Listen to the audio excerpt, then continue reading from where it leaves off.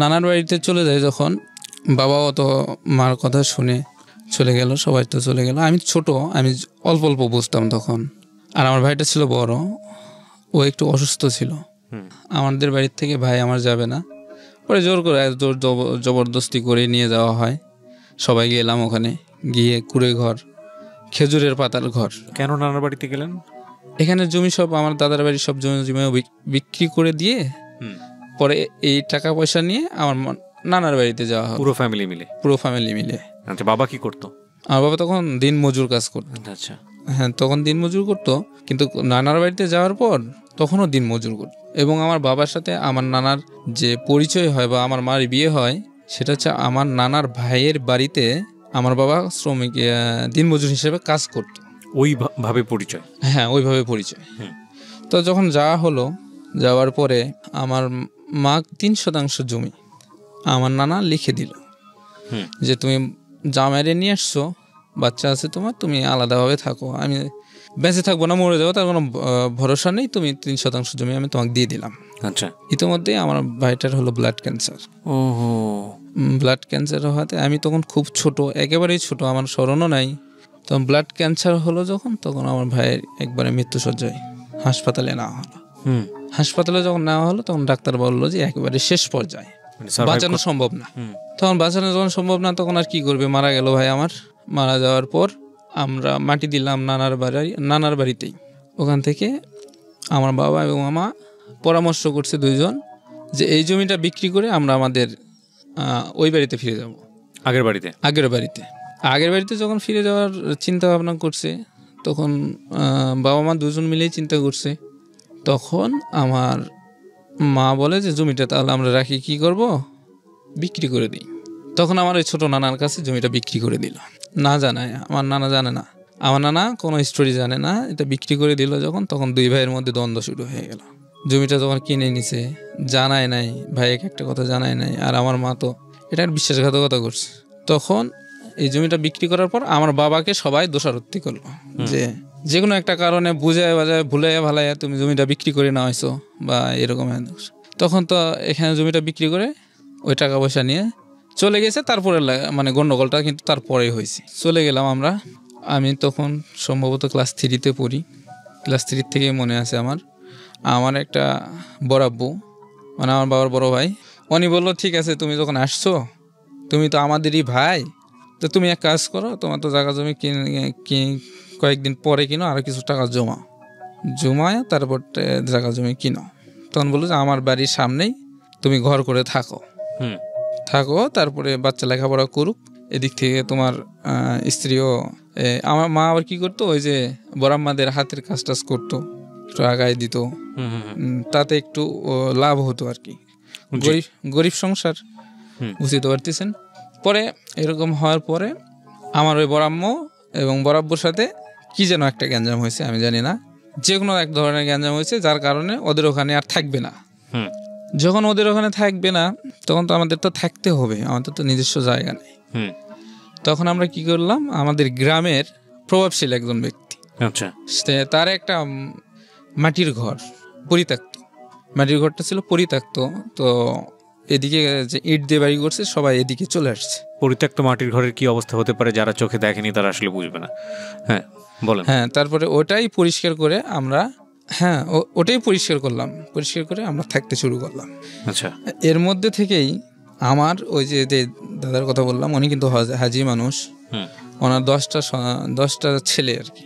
তার মধ্যে কিছু ছেলে ঢাকায় থাকে আর 2-3 জন বাড়িতে থাকে। তো বাড়িতে থাকার মধ্যে আমার একটা চাচা আছে, ওই চাচার সাথে আমার মায়ের একটা রিলেশন হয়ে গেল। তখন আমি মুসলমানি করাইছি, আমার এটা মনে আছে যে বারান্দায় আমি শুয়েছিলাম।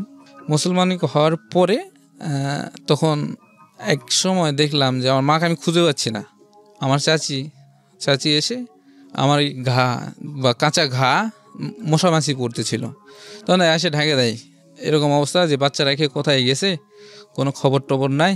যাই হোক, তখন আমি কিছু জানি না, কিন্তু আমি কিছু বুঝিও না যে আমার ওই চাচার সাথে যে তার সম্পর্ক হচ্ছে বা এরকম কিছু, তাও আমি বুঝতে পারি না। আমার আব্বু বুঝতে পারলো কিছু একটা হতে যাচ্ছে, কিছু একটা রং, যেটা আপনি তখন বুঝতেছিলেন না। হ্যাঁ, আমি বুঝছিলাম না। ওকে, কিছু একটা রং, যার কারণে আমরা ওখান থেকেও চলে যাই। চলে যাওয়ার পরে আমাদের গ্রামের একটা ঈদগাহ মাঠ আছে, আই মিন কবরস্থানও পিছন দিকে, পুকুরও আছে একটা। তো রাস্তার সাইডে একটা জায়গা আমরা ঠিক করলাম যে এখানে আমরা বাড়ি করে থাকবো। সবার মণ্ডল মাতব্বর বা প্রভাবশীল ব্যক্তি সবার অনুমতি নেওয়া হলো। নেওয়ার পরে আমরা বাড়ি ঘর করে থাকতে শুরু করলাম। ওখান থেকে আমার স্কুলটা পিছন সাইড হতো, মানে সামনের দিকে হচ্ছে একটা স্কুল, পিছন দিকে একটা স্কুল। তো আমার স্কুলটা গ্রামের পিছন দিকে, আমার এদিকে উল্টা দিকে যেতে হতো। তো আমি উল্টা দিকে যেতাম, ক্লাস করতাম, করতে করতে তখন সম্ভবত ক্লাস 3-তে পড়াশোনা করি। এখান থেকে 4-এ উঠলাম। 4-এ ওঠার পর আমি এরকম ক্লাস করি, কন্টিনিউ যাওয়া আসা করি, খেলাধুলাও করি। চাচাও মাঝে মাঝে আসে বাসায়, আসলে টাকা দিত, 2 টাকা করে দিত, জিনিস খাইতাম। একদিন হঠাৎ করে আমি খেলতে গেছি, হঠাৎ করে আমি ঢুকে পড়ি ঘরের ভিতর। মা বলে ডাক দিয়ে, মা বলে ডাক দেখতে ঢুকে গেছি ঘরের ভিতরে। তো যখন আমি ঢুকছি তখন আমি যে জিনিসটা দেখছি সেটা আমি বিশ্বাস করতে পারি নাই। পরে আমি দেখে আমি বের হয়ে চলে আসছি। বের হয়ে যখন আসছি আমি দাঁড়ায় রয়েছি আমাদের বাউন্ডারির এক কোনায়, দাঁড়ায় চুপচাপ দাঁড়ায় রয়েছি। আর আমার মা কাপড় টাপড় ঠিক করে সব কিছু গোছায় নিয়ে, চাচা তো চলে গেল বের হয়ে। আর আমার মা আমাকে বলল যে দেখো মান্নান, তুমি যদি এই কথা কাউকে বলো তাহলে তুমি জীবনেও আমাকে আর পাবা না। আর যদি তুমি কাউকে কিছু না বলো তাহলে তোমার মা তোমারই থাকবে, কেউ কিছু জানতেও পারবে না। আপনার বয়স কত তখন? তখন আমার বয়স 10 থেকে 12 বছর। আপনি পড়াশোনা করতেন ওই সময়টাতে? পড়াশোনা করতাম, ক্লাস 4-এ উঠছিলাম। তো আমার মাথার মধ্যে এটা ঢুকে গেল যে মা তো আমি হারাতে চাই না, আর বাবার প্রতিও আমার এতটা ছিল না, আদর স্নেহ মা মমতা বা বোঝার মতো ক্ষমতা ছিল না। তখন আমি শুধু এটাই চিন্তা করলাম যে আমার মা তো আমি হারাতে পারবো না। এই বিষয়গুলো নিয়ে কি আগে থেকে আপনার পরিবারে কোনো ধরনের কোনো কিছু আপনি টাচ পেয়েছিলেন যে এই ব্যাপারটা নিয়ে কোনো কিছু হচ্ছে, আপনি আগে থেকেই কিছু জানেন বিষয়টা, নাকি এই ঘটনা ফার্স্ট টাইম আপনার চোখে দেখার পরেই আপনি জানলেন, এর আগ পর্যন্ত কিছু জানতেন না? এই ঘটনাটা আগে ঘটছে কিরকম আমি জানি না, কিন্তু আমার চোখের সামনে যখন আমি ফার্স্ট টাইমই ওটা দেখি, ফার্স্ট টাইমই, তখন থেকে আমি বুঝতে পারি। এর আগে কি হয়েছে না হয়েছে অতটা কিছুই জানতেন না? না, বললাম না, বাবাকে বললাম না, কাউকেই বললাম না, পুরোটাই চাপা দিয়ে গেলাম। স্কুল করতাম, নিয়মিত ক্লাস করতাম, আসতাম টাইম মতো। এই যে আমাদের নিয়মিত ক্লাস করা বা আমার বাবার কাজে যাওয়ার সুযোগে আমার চাচা আসতো মাঝে মাঝে। আপনি কিছু বলতেন না ওই সময়টাতে আপনার মাকে? ওই সময় আমি দেখতে পেতাম না, আসতো যে চলে যেত, আমি দেখতে পেতাম। কিন্তু এই ঘটনার পরে তো আপনার নিজের ভেতর থেকে কিছু একটা বলার কথা, আপনার মা আপনাকে কিছু বলেছে, আপনি শুধু মুখ বুঝে সেটা শুনেছেন, নাকি আপনার জায়গা থেকেও কিছু বলার ছিল? আমি কিছু বলি নাই। কিছু বলেননি? আমি শুধু কাঁদছি যে আমি কি দেখলাম, আমি এটা কি দেখলাম, আমি শুধু কাঁদছি। ভয়ঙ্কর কষ্টের জিনিস। আমি শুধু কাঁদছি, 2 চোখ দিয়ে পানি পড়ে গেছে, কিন্তু আমি দাঁড়ায় আছি বাউন্ডারির মুখেই। আমার মা পিছন থেকে আমার কাছে বলছে, মানে একদম হার্ড কণ্ঠে বলছে যে তুমি যদি এই কথা কাউকে বলো তাহলে তোমার মাকে চিরদিনের জন্য হারবা, আর যদি না বলো কিছু সমস্যা নাই, তোমার মার সাথে তো তুমি থাকবা। ওকে।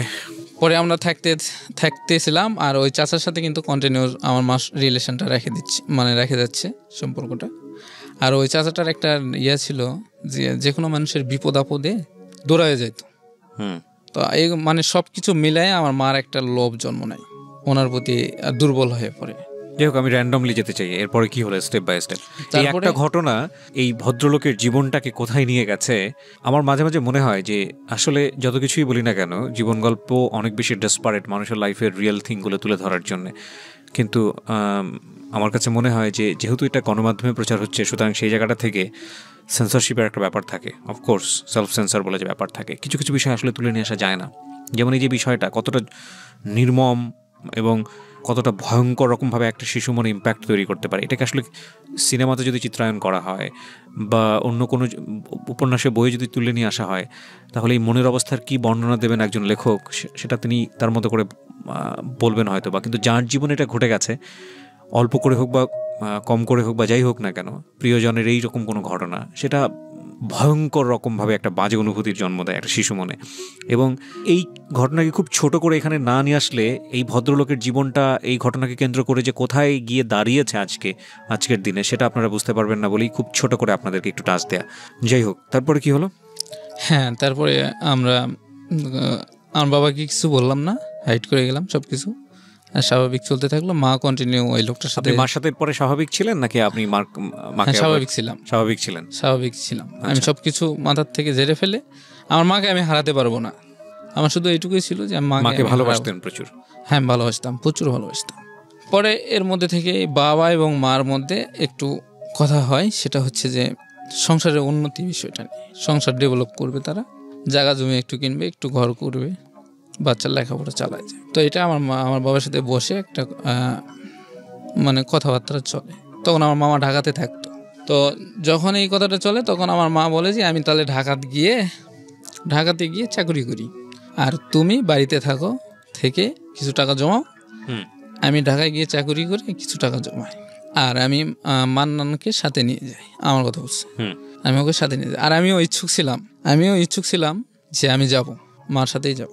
তো আমি কিন্তু বিষয়টা জানতাম, তারপরেও বলি নাই। এটা হচ্ছে আমার বাবাকে ঠকানোর একটা চাল।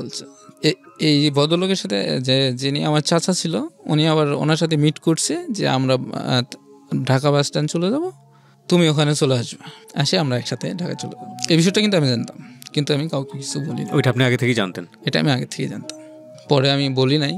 পরে আমরা ঢাকা বাস স্ট্যান্ড গেলাম রাতের বেলা। তো রাত্রে যখন আমরা পৌঁছাই ঢাকা বাস স্ট্যান্ড, তখন আমরা কাউন্টারে বসি, মা সহ কাউন্টারে বসি। আমার একটু ভালোই লাগতেছিল, কারণ ঢাকাতে আমি কোনোদিন যাই নাই। আমি তো ছোট মানুষ, এমনিতেই তো বুঝতাম কম, তো একটু আনন্দ ফিল করছিলাম যে আমি ঢাকাতে যাই নাই, জীবনে প্রথম ঢাকাতে যাচ্ছি, কখন আসবে গাড়ি। হ্যাঁ, তখন আমার চাচাটা আসে, কিছুক্ষণ পর আসে। তখন সম্পূর্ণ কিছু টিকিট রেডি করে একটু অপেক্ষা করার পরে গাড়িতে উঠলাম। গাড়িতে ওঠার পর কিছুক্ষণ যাওয়ার পর আমি ঘুমাই গেছি। উঠে দেখি আমরা ঢাকায়। কোকাকোলা, তখন আবার ওই কোকাকোলাতে এত বাড়িঘর ছিল না, একটা ঝিল ছিল, আর ঝিলের মধ্যে মানে কবুতরের টঙের মতো বাসা ছিল। তো ওইরকম একটা বাসায় আমার মামা থাকতো। আমরা সরাসরি মামার বাসায় উঠে গেলাম। মামার বাসায় যখন আমরা উঠছি, তখন মামাও বিষয়টা জানতো। জানার কারণে মামাও কিছু বলে নাই। যে সবাই মিলে আপনার বাবাকে ঠকাচ্ছেন? সবাই মিলে ঠকাচ্ছে, আমিও ঠকাইছি। পরে যখন আমরা ওই বিষয়টা মানে যখন আমরা উঠলাম, আমার মামা তো ভাইও জানতো জিনিসটা, কিন্তু তো মামি ছিল না তখন। তো আমরা বাসায় থাকা শুরু করলাম। মার জন্য চাকরির, মামা বললো যে আমার জন্য একটা চাকরি দেখো। আর আমার চাচার কথাটা হচ্ছে যে তিনিও চাকরি করবে, ভালো একটা চাকরি দেখেন। ওই বাসাটা থাকতাম, কাঠের বাসা ছিল, নিচে পানি, উপরে টিন, কাঠের উপরে টিন। তখন কি করতো, ওই বাসায় থাকতো, মার সাথে একটু সময় কাটাতো, কাঠের নিচ দিয়ে মাছ ধরতো, ঝিলের মাছ বড়শি দিয়ে। যখন এগুলো করতো, তখন তো একদিন মনে করেন যে ঝিলের মালিকের কাছে ধরাই খাইয়ে গেছিলো, অল্পর জন্য বেঁচে গেছে। তো এর মধ্যে আমার সাথে কিছু কথা কাটাকাটি হয়। আপনার চাচার? হ্যাঁ, আমার চাচার। আমি কিছু কথা ধরি বলতে কি, আমার চাচা আমার মায়ের সাথে যখন সম্পর্ক মানে সময় কাটাতো, তখন আমি বলতাম যে আপনি আমার মায়ের সাথে এরকম করেন কেন? আপনি আসছেন মেহমান হিসাবে, আপনি আমার মায়ের সাথে এরকম করেন, আর আপনার এতদিন থাকা লাগবে কেন? আপনার কি এটা শ্বশুর বাড়ি বা বাড়িঘর? আপনি এখানে থাকেন। উনি বিবাহিত ছিল? আপনি এখানে থাকেন, কিসের জন্য থাকেন? নিজের ক্ষমতা নাই কাজ করে খাওয়ার? এরকম কন্টিনিউ ঝগড়া চলতো। একদিন আমার মায়ের সামনে বটি আছে না, বটি নিয়ে আমাকে জবাই করতে বের হয়। আমি কথা ছাড়তাম না। ঢাকাতে আসার পরে আমার কথা মুখ ফুটে গেছিল, আমি কথা ছাড়তাম না। তো আমি দূর দিকে গিয়ে বাথরুমে লুকাই, বাথরুমের ভিতরে ছিটকানি আটকায় দিয়ে আমি লুকাই থাকি। আর একটা কারেন্টের একটা লাইট ছিল, আমি বলছিলাম যে আমি এখান থেকে মারা যাব, আমি আপনাদের সবাইকে মানে একটা সমস্যার মধ্যে ফেলাবো, আপনারা আমাকে নিয়ে এসে এরকম ধরনের আমাকে মারার চেষ্টা করতেছেন। পরে আমার মা কিন্তু কিছু বলে নাই তখন, মানে মাও অসন্তুষ্ট, মানে আমার প্রতি অসন্তুষ্ট কথাগুলো বলার পর। একদিন আরও একদিন ঝগড়া হলো। একদিন হার্ডলি বললাম যে আপনি যদি বাপের ছেলে হন তাহলে কাজ করে খান, এখানে আমার মামার বাসায় বসে বসে খাচ্ছেন, ঘুরতেছেন, রিল্যাক্স করতেছেন কেন? তখন আমার কথাটা শুনে আমার মা বলল যে, মানে রাগ হয়ে গেল। যখনই রাগ হয়ে গেছে, তখন ওনার কাপড়, ব্যাগ ট্যাগ ইত্যাদি গোছায় নিয়ে উনি চলে গেল। আর আমার মাকে একটা কথা বললো, সেটা আমি কিন্তু বেশি দিনের জন্য যাচ্ছি না, আমি একটু ঘুরেই চলে আসবো, মানে আমাকে সান্ত্বনা দেওয়ার জন্য সে চলে গেছে। আর আমার মাকে সান্ত্বনা দিল যে আমি আমার ওই ভাইয়ের বাসার থেকে, ওনার ভাই ছিল ঢাকায়, আমি কয়েকদিন থাকে আসি। কিন্তু এটা ছিল না, তার মনে ছিল যে একবারেই চলে যাওয়ার কথা। সে ওখান থেকে গেছে, আর কোনোদিন ফিরে নাই। এইভাবে থাকতে থাকতে মা আমাকে বকা দিত, হ্যাঁ তুই কেন এই কথা বললি, তুই বলার কারণে আজকে আমার এই সমস্যা। চলে গেল, চাকরি বাকরি করতো। যখন এত প্রেশারের মধ্যে, আমার লেখাপড়ার কিন্তু কোনো খবর নাই এর মাঝে। আর তার হঠাৎ একদিন দেখি আমার বাবা ঢাকায় এসে মামার বাসায় হাজির। আমি যে কি খুশি হয়েছি সেই মুহূর্তে তা বলার মতো না। এত খুশি হয়েছি যে আমি সাথে সাথে বাবার সাথে বাড়িতে চলে যাব। আমি মার কাছে এক সেকেন্ডও থাকবো না। হ্যাঁ, তখন আমার মামা আসলো ডিউটি শেষ করে। মামা তো হয়তো বাসায় থাকতো। তো আমার বাবা যে বাড়ির থেকে আসছে এই 6 থেকে 7 মাস পর, আমার মাকে যে একটু কথা বলতে দিবে বাবার সাথে, এরকম সময়টা আমার মামাতো ভাইয়েরা বা মামারা দেয় নাই। যখন দেয় নাই তখন নিজেও একটু সময় করে নিতে পারে নাই। কথা বলার যে একটা, যে আমার মার সাথে যে কথা বলবে দুইটা মন খুলে, এরকম কথাও বলতে পারে নাই। কিন্তু আমার বাবা কিন্তু তখনও জানতো না যে আমার ওই চাচা ওনাকে নিয়ে আসছে, তখনও কিন্তু জানতো। তারপরে আমি ওখান থেকে বাড়ির উদ্দেশ্যে আমি বাবাকে বলি যে বাবা আমি বাড়িতে যাব, তুমি যখনই যাও আমাকে নিয়ে যাবা। আমার মাও রিল্যাক্স ফিল করলো যে ও চলে যাক, আমি একটু শান্তি মতো থাকতে পারবো। তো যাই হোক, অনেক কিছু হওয়ার পরে মাকে অনেক বুঝালো। মাকে নিয়ে যাওয়ার জন্য অনেক চেষ্টাই করলো। যথার্থ চেষ্টা করার পরেও আমার বাবাকে বুঝ দিল যে দেখো আমি বাড়িতে যাব, এখন কি নিয়ে যাব, এখন যে আমি ঢাকাতে আসছি তো বড় মুখ করে, আমি তো জায়গা জমি কিনবো, বাড়িঘর করব, বাচ্চাকে ভালোভাবে মানে ভালো পোশাক পরাবো ইত্যাদি। তো তখন আমার বাবা এটা বুঝতে পারলো যে আসলে তো কথাটা ঠিক। তখন আমরা চলে যাই মাকে ছাড়াই যখন আমরা বাড়িতে চলে যাই, তখন আমরা থাকতাম ওই পুকুর পাড়ে, ঈদগার ধারে, রাস্তার সাইডে। তো ওখানে আমাদের ছোট্ট ঘর। তো আমি কি করতাম, স্কুলে যেতাম আসতাম। এর মধ্যে আমি যখন গেছি বাড়িতে, তখন পাড়া প্রতিবেশী সবাই আমাকে দেখতে আসে।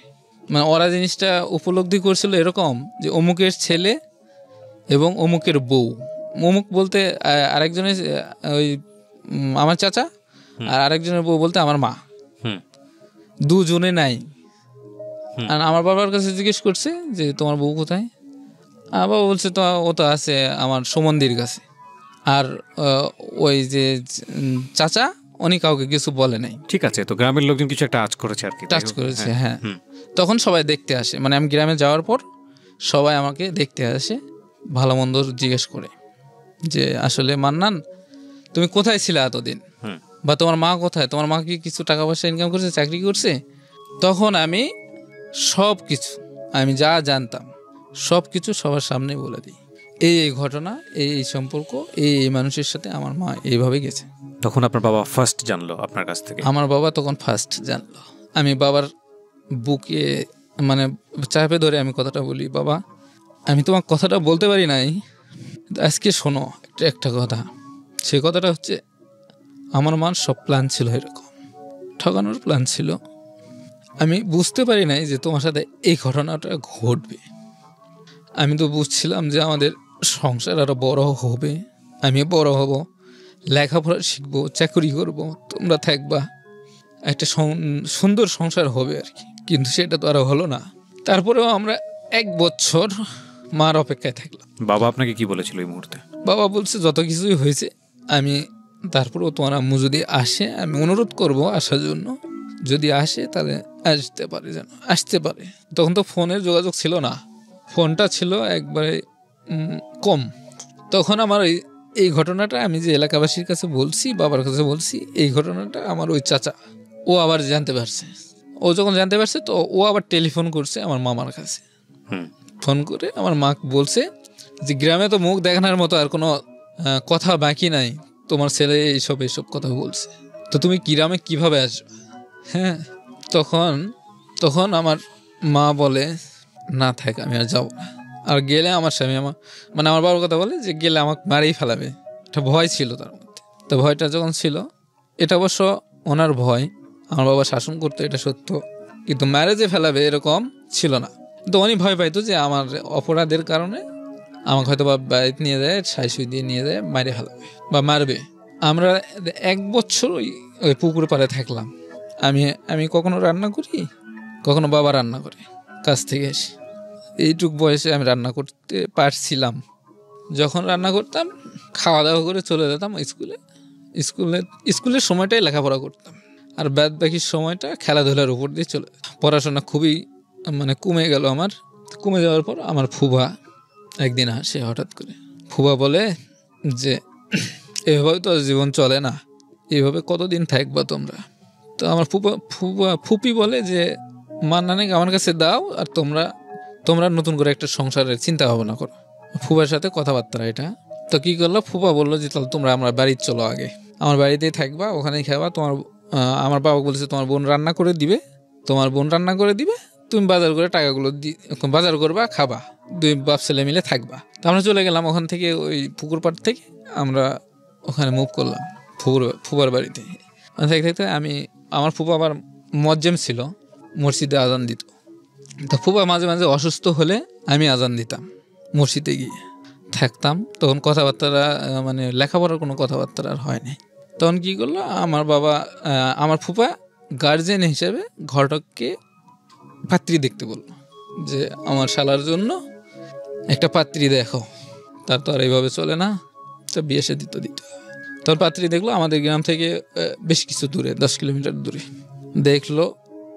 পাত্রী যখন দেখছে, তখন পাত্রীর গার্জিয়ান জানতে চাইছে যে আগের স্ত্রীটা কি ডিভোর্স হয়েছে কিনা, না হলে তো আমরা বিয়ে দিতে পারবো না। তো যখন এই কথাটা প্রশ্ন করছে, তখন আমার ফুবা বলছে যে আমার একটা উকিল আছে, তাহলে ওনার সাথে পরামর্শ করি, যেহেতু আমরা কোনো ডিভোর্স লেটার পাই নাই আমার মার পক্ষের থেকে, আমার মার পক্ষের থেকে তারা কোনো ডিভোর্স লেটার পায় নাই, সেহেতু একটা কোর্টের একটা আপিল আমরা নিয়ে আসি। কোর্টে গেল, উকিলের সাথে আলোচনা করা হলো। আমি সাক্ষী দিলাম যে আমার মা বহুত আনার চেষ্টা করা হয়েছে বা করছে আমার বাবা, কিন্তু আমার মা আসে নাই। বাট উকিলের সামনে কি এগুলো উকিলকে মানে কোর্টে কি আপনি বলেছেন যে আপনার মার যে এইসব যেসব ব্যাপার আপনি দেখেছেন বা এরকম কোনো কিছু? এরকম কিছু জিজ্ঞাসা করে নাই। আচ্ছা, শুধু জিজ্ঞেস করছি যে তোমার আম্মু আসবে না? তো আমি বলছি যে না, আর আসবে না। আচ্ছা, তো কেন আসবে না? তখন বলছি যে আমার আম্মু যখন গেছে তখন এই ঘটনা করছে। মানে বলছেন কি তাহলে? আলটিমেটলি একটু বলছি, মানে বিস্তারিত বলেননি? বিস্তারিত বলি নাই। বিস্তারিত আমরা এখানেও আনতে চাচ্ছি না। হ্যাঁ, তখন ওই উকিল তখন বললো যে তোমার আম্মু তো আসবে না, তুমি তো এটা শিওর বলতেছো?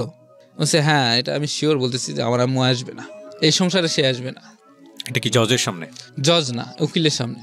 আচ্ছা, তখন উকিল একটা কোর্ট পারমিশন দিয়ে একটা অ্যাপ্লিকেশন মানে সাবমিট করে যে এটা নিয়ে যে দেখালে কাজে বিয়ে পড়ায় দিবে। তো ওই কাগজটা কয়েকদিন ধরে ঘোরা লাগছে, মানে আমি তো সহজভাবে বলতেছি, এটা কিন্তু কয়েকদিন কোর্টে যাতায়াত করে আমার বাবা কাগজটা নিয়ে আসছে, আর বাবা আর ফুপা। তখন নিয়ে আসার পর আপনি মাকে মিস করতে তো ওই সময়টাতে? আমি খেলাধুলার চলে বেশি থাকতাম, আর মিস করতাম কখন, যখন রাতে ঘুমাতে যেতাম তখন একটু মিস করতাম, আর তেমন একটা মিস করতাম না, কারণ ফুফু ছিল তখন। আর আগে মিস করার কথাটা যেহেতু বললেন, আগের কথা মনে পড়ে গেল। বাবার সাথে 1 বছর ছিলাম, 1 বছর আমি বাবার গলা ধরে ঘুমাইছি, কোনোদিন বাবা ছাড়া ঘুমাতে পারি নাই। বাবা বেঁচে আছে? হ্যাঁ, বেঁচে আছে। বিয়ে করলো ওখানে আমার সেকেন্ড মা।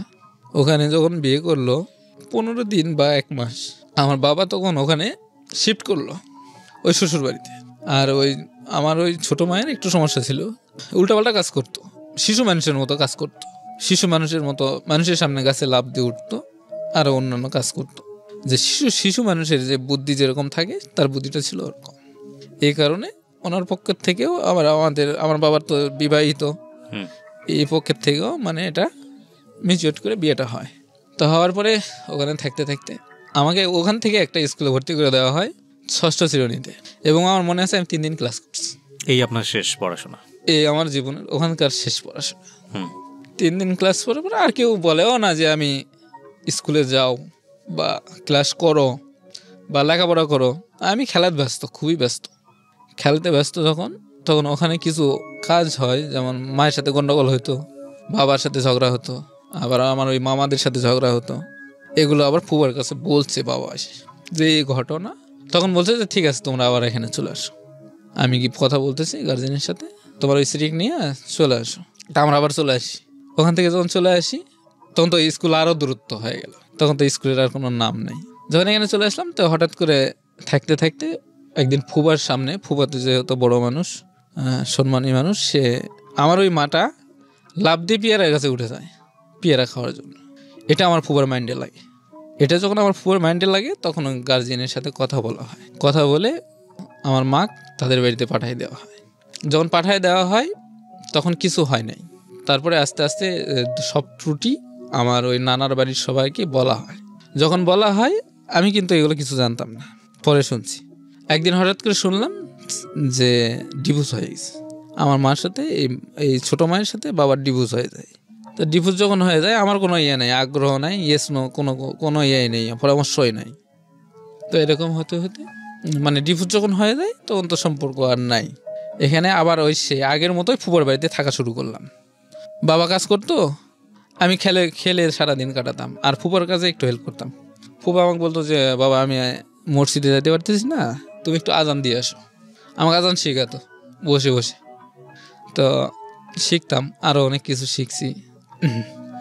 পরে বাবা এরকম কাজ করতো, নিয়ে এসে বাজার করে দিত, আর ফুপু রান্না করে দিত, আলাদা করে রান্না করতো। কিন্তু পাশের এলাকার থেকে ঘটকার একটা প্রস্তাব নিয়ে আসে, এই বিবাহের প্রস্তাব।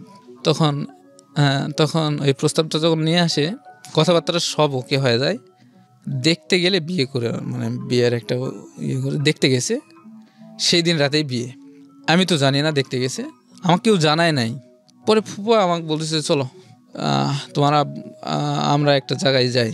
পাশের গ্রামে গেলাম সবাই, আর যারা যারা জানতো সবাই তো প্রস্তুতি নিয়ে গেছে, আর আমি প্রস্তুতি ছাড়াই যে পোশাকে ছিলাম এই পোশাকে গেছি।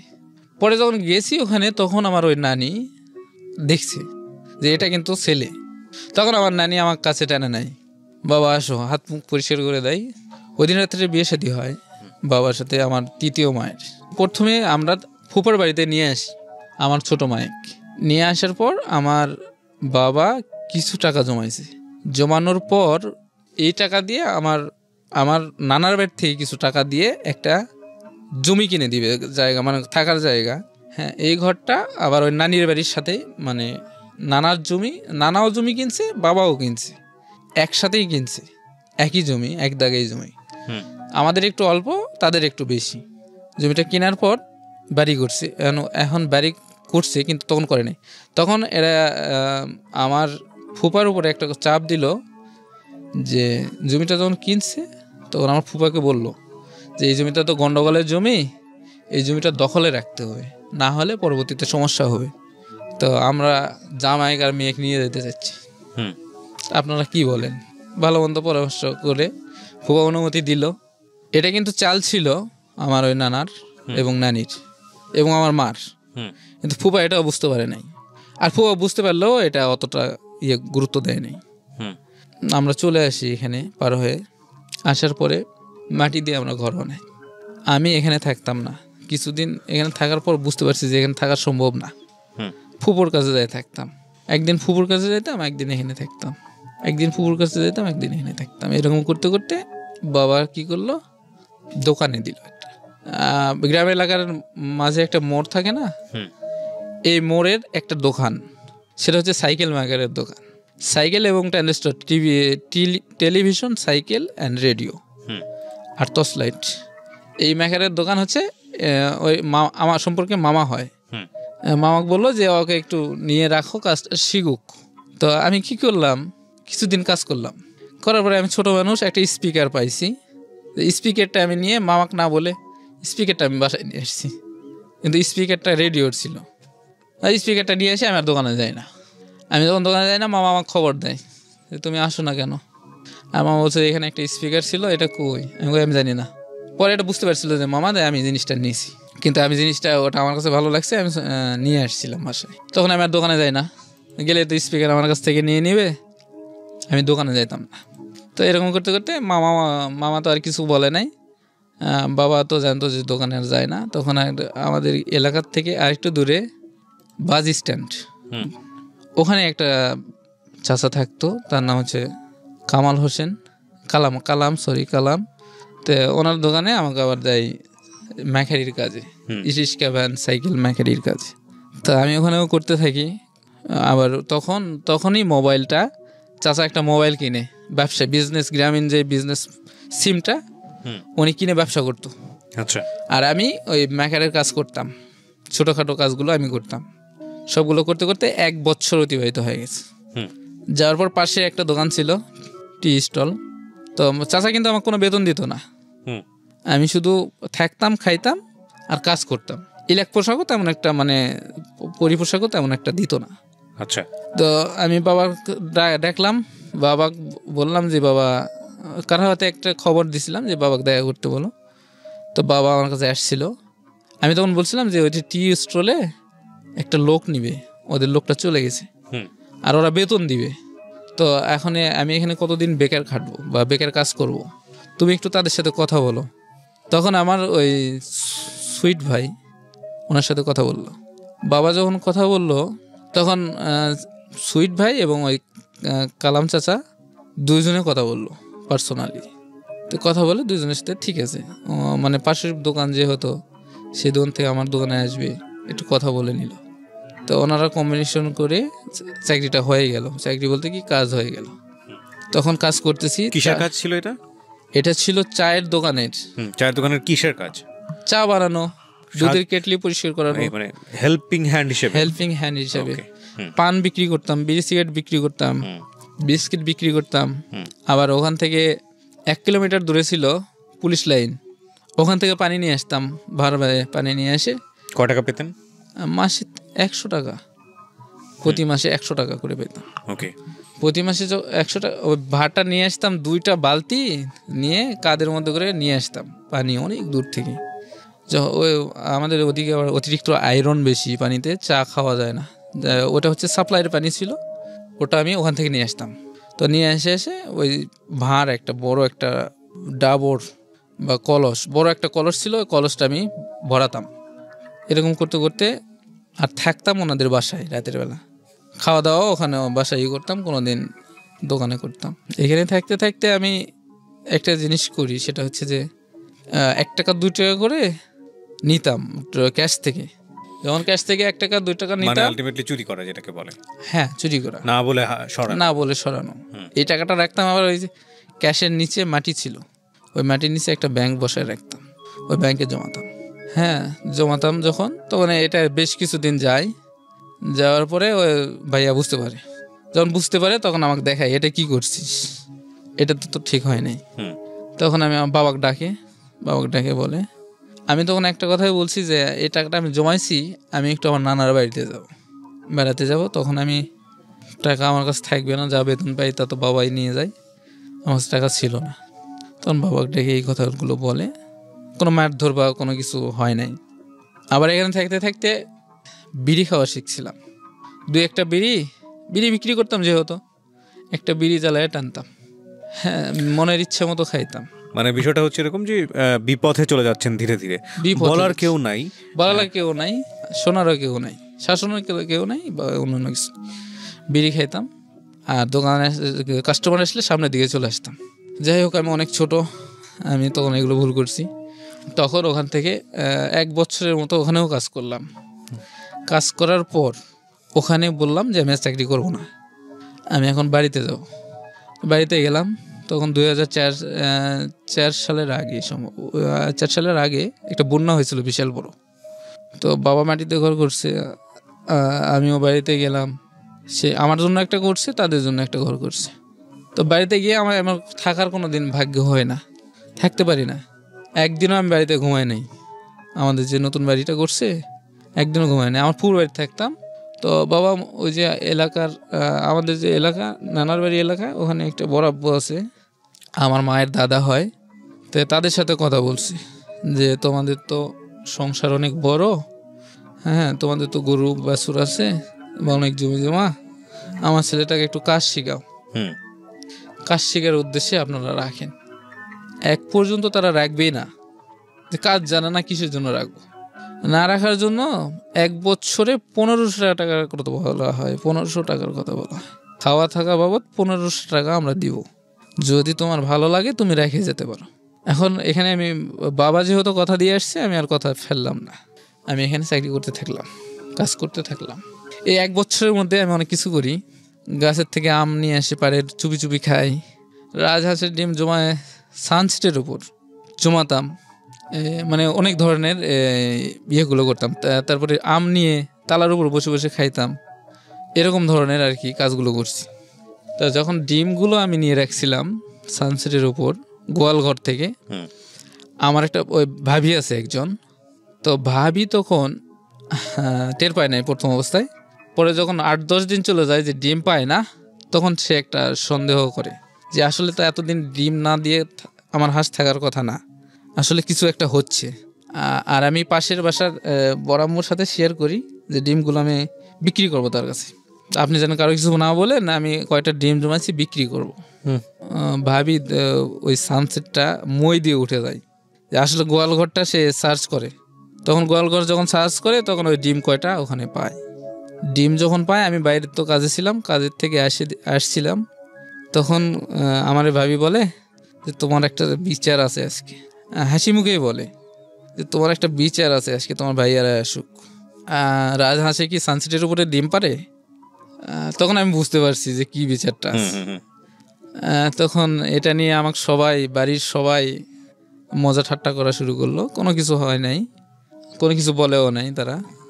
এরকম করতে করতে পরে বাবা কি করলো, এলাকার একটা সম্ভ্রান্ত হাজি মানুষ, ওনার একটা দোকান আছে, কাপড়ের দোকান। তো কাপড়ের দোকানে রাখার জন্য উনি আবার হাজি মানুষ, এলাকার সব মানুষদেরই একটু সহযোগিতা করেন। হ্যাঁ, কি হয়েছে রাখার জন্য বলেন? সহযোগিতা করতো। তারপরে ওনার কাছে আমাকে নিয়ে গেছে। এই সেম একই রকম যে আমার ছেলেটা তো কোনো কাজ জানে না, ওরা একটু কাজটা শিখিয়ে দেন, বা আপনার দোকানে রাখেন, কাজটা শিখুক বরাব্বুর কাছে। বরাব্বু হয় সম্পর্কে। তো বরাব্বু বললো ঠিক আছে, আমার সাথে থাকুক, কাজটা করুক, তারপরে দেখি কী করা যায়।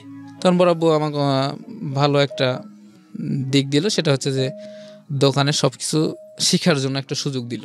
সুযোগ দেওয়ার পর আস্তে আস্তে সবার ফেভার হয়ে গেলাম। ফেভার হওয়ার পরে বাড়িতে তাদের যে বাড়ি ছিল ওই বাড়িতে থাকতাম। আর প্রতিদিন সকালে ভোরবেলা এসে দোকান খুলতাম। সবার আগে আমি আসতাম। এই বিশাল বড় দোকান ছিল, তো আমি এসে খুলতাম, তারপরে কর্মচারীরা বাদ বাকিগুলো আসতো।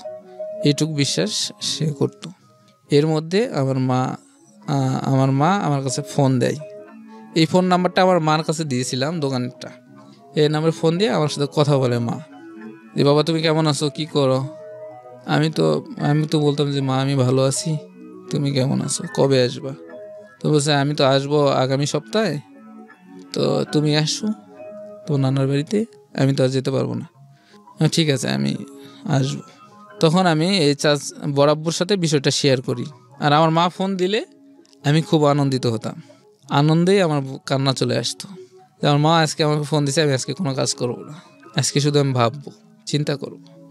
তারপরে বাড়িতে যখন আসছে আমি জানি না, তো আমাকে যেদিন যেতে বলছে আমি সেই দিন দোকানের থেকে আমি আমার নানার বাড়ির উদ্দেশ্যে রওনা দিই। যখন আমি রওনা দিয়েছি, চলে গেছি, শান্তার নামের একটা স্ট্যান্ড আছে, ভ্যান স্ট্যান্ড, ওখানে নামছি। নামার পরে দেখি আমার মা, আমার খালা, হ্যাঁ আমার মামাতো বোনেরা এবং আমার একটা খালু সবাই মিলে সিনেমা দেখতে যাচ্ছে। আমি তাদের দেখতে পাই নাই, কিন্তু তারা আমাকে দেখছিল, যার কারণে ডাক দিছে এদিকে আসো। ওদিকে গেছি, কিন্তু আমার মায়ের দিকে তাকায় যে কোনো রকম কোনো মন খারাপ বা অন্যান্য কিছু এটাকে মনে হয় নাই আমার কাছে।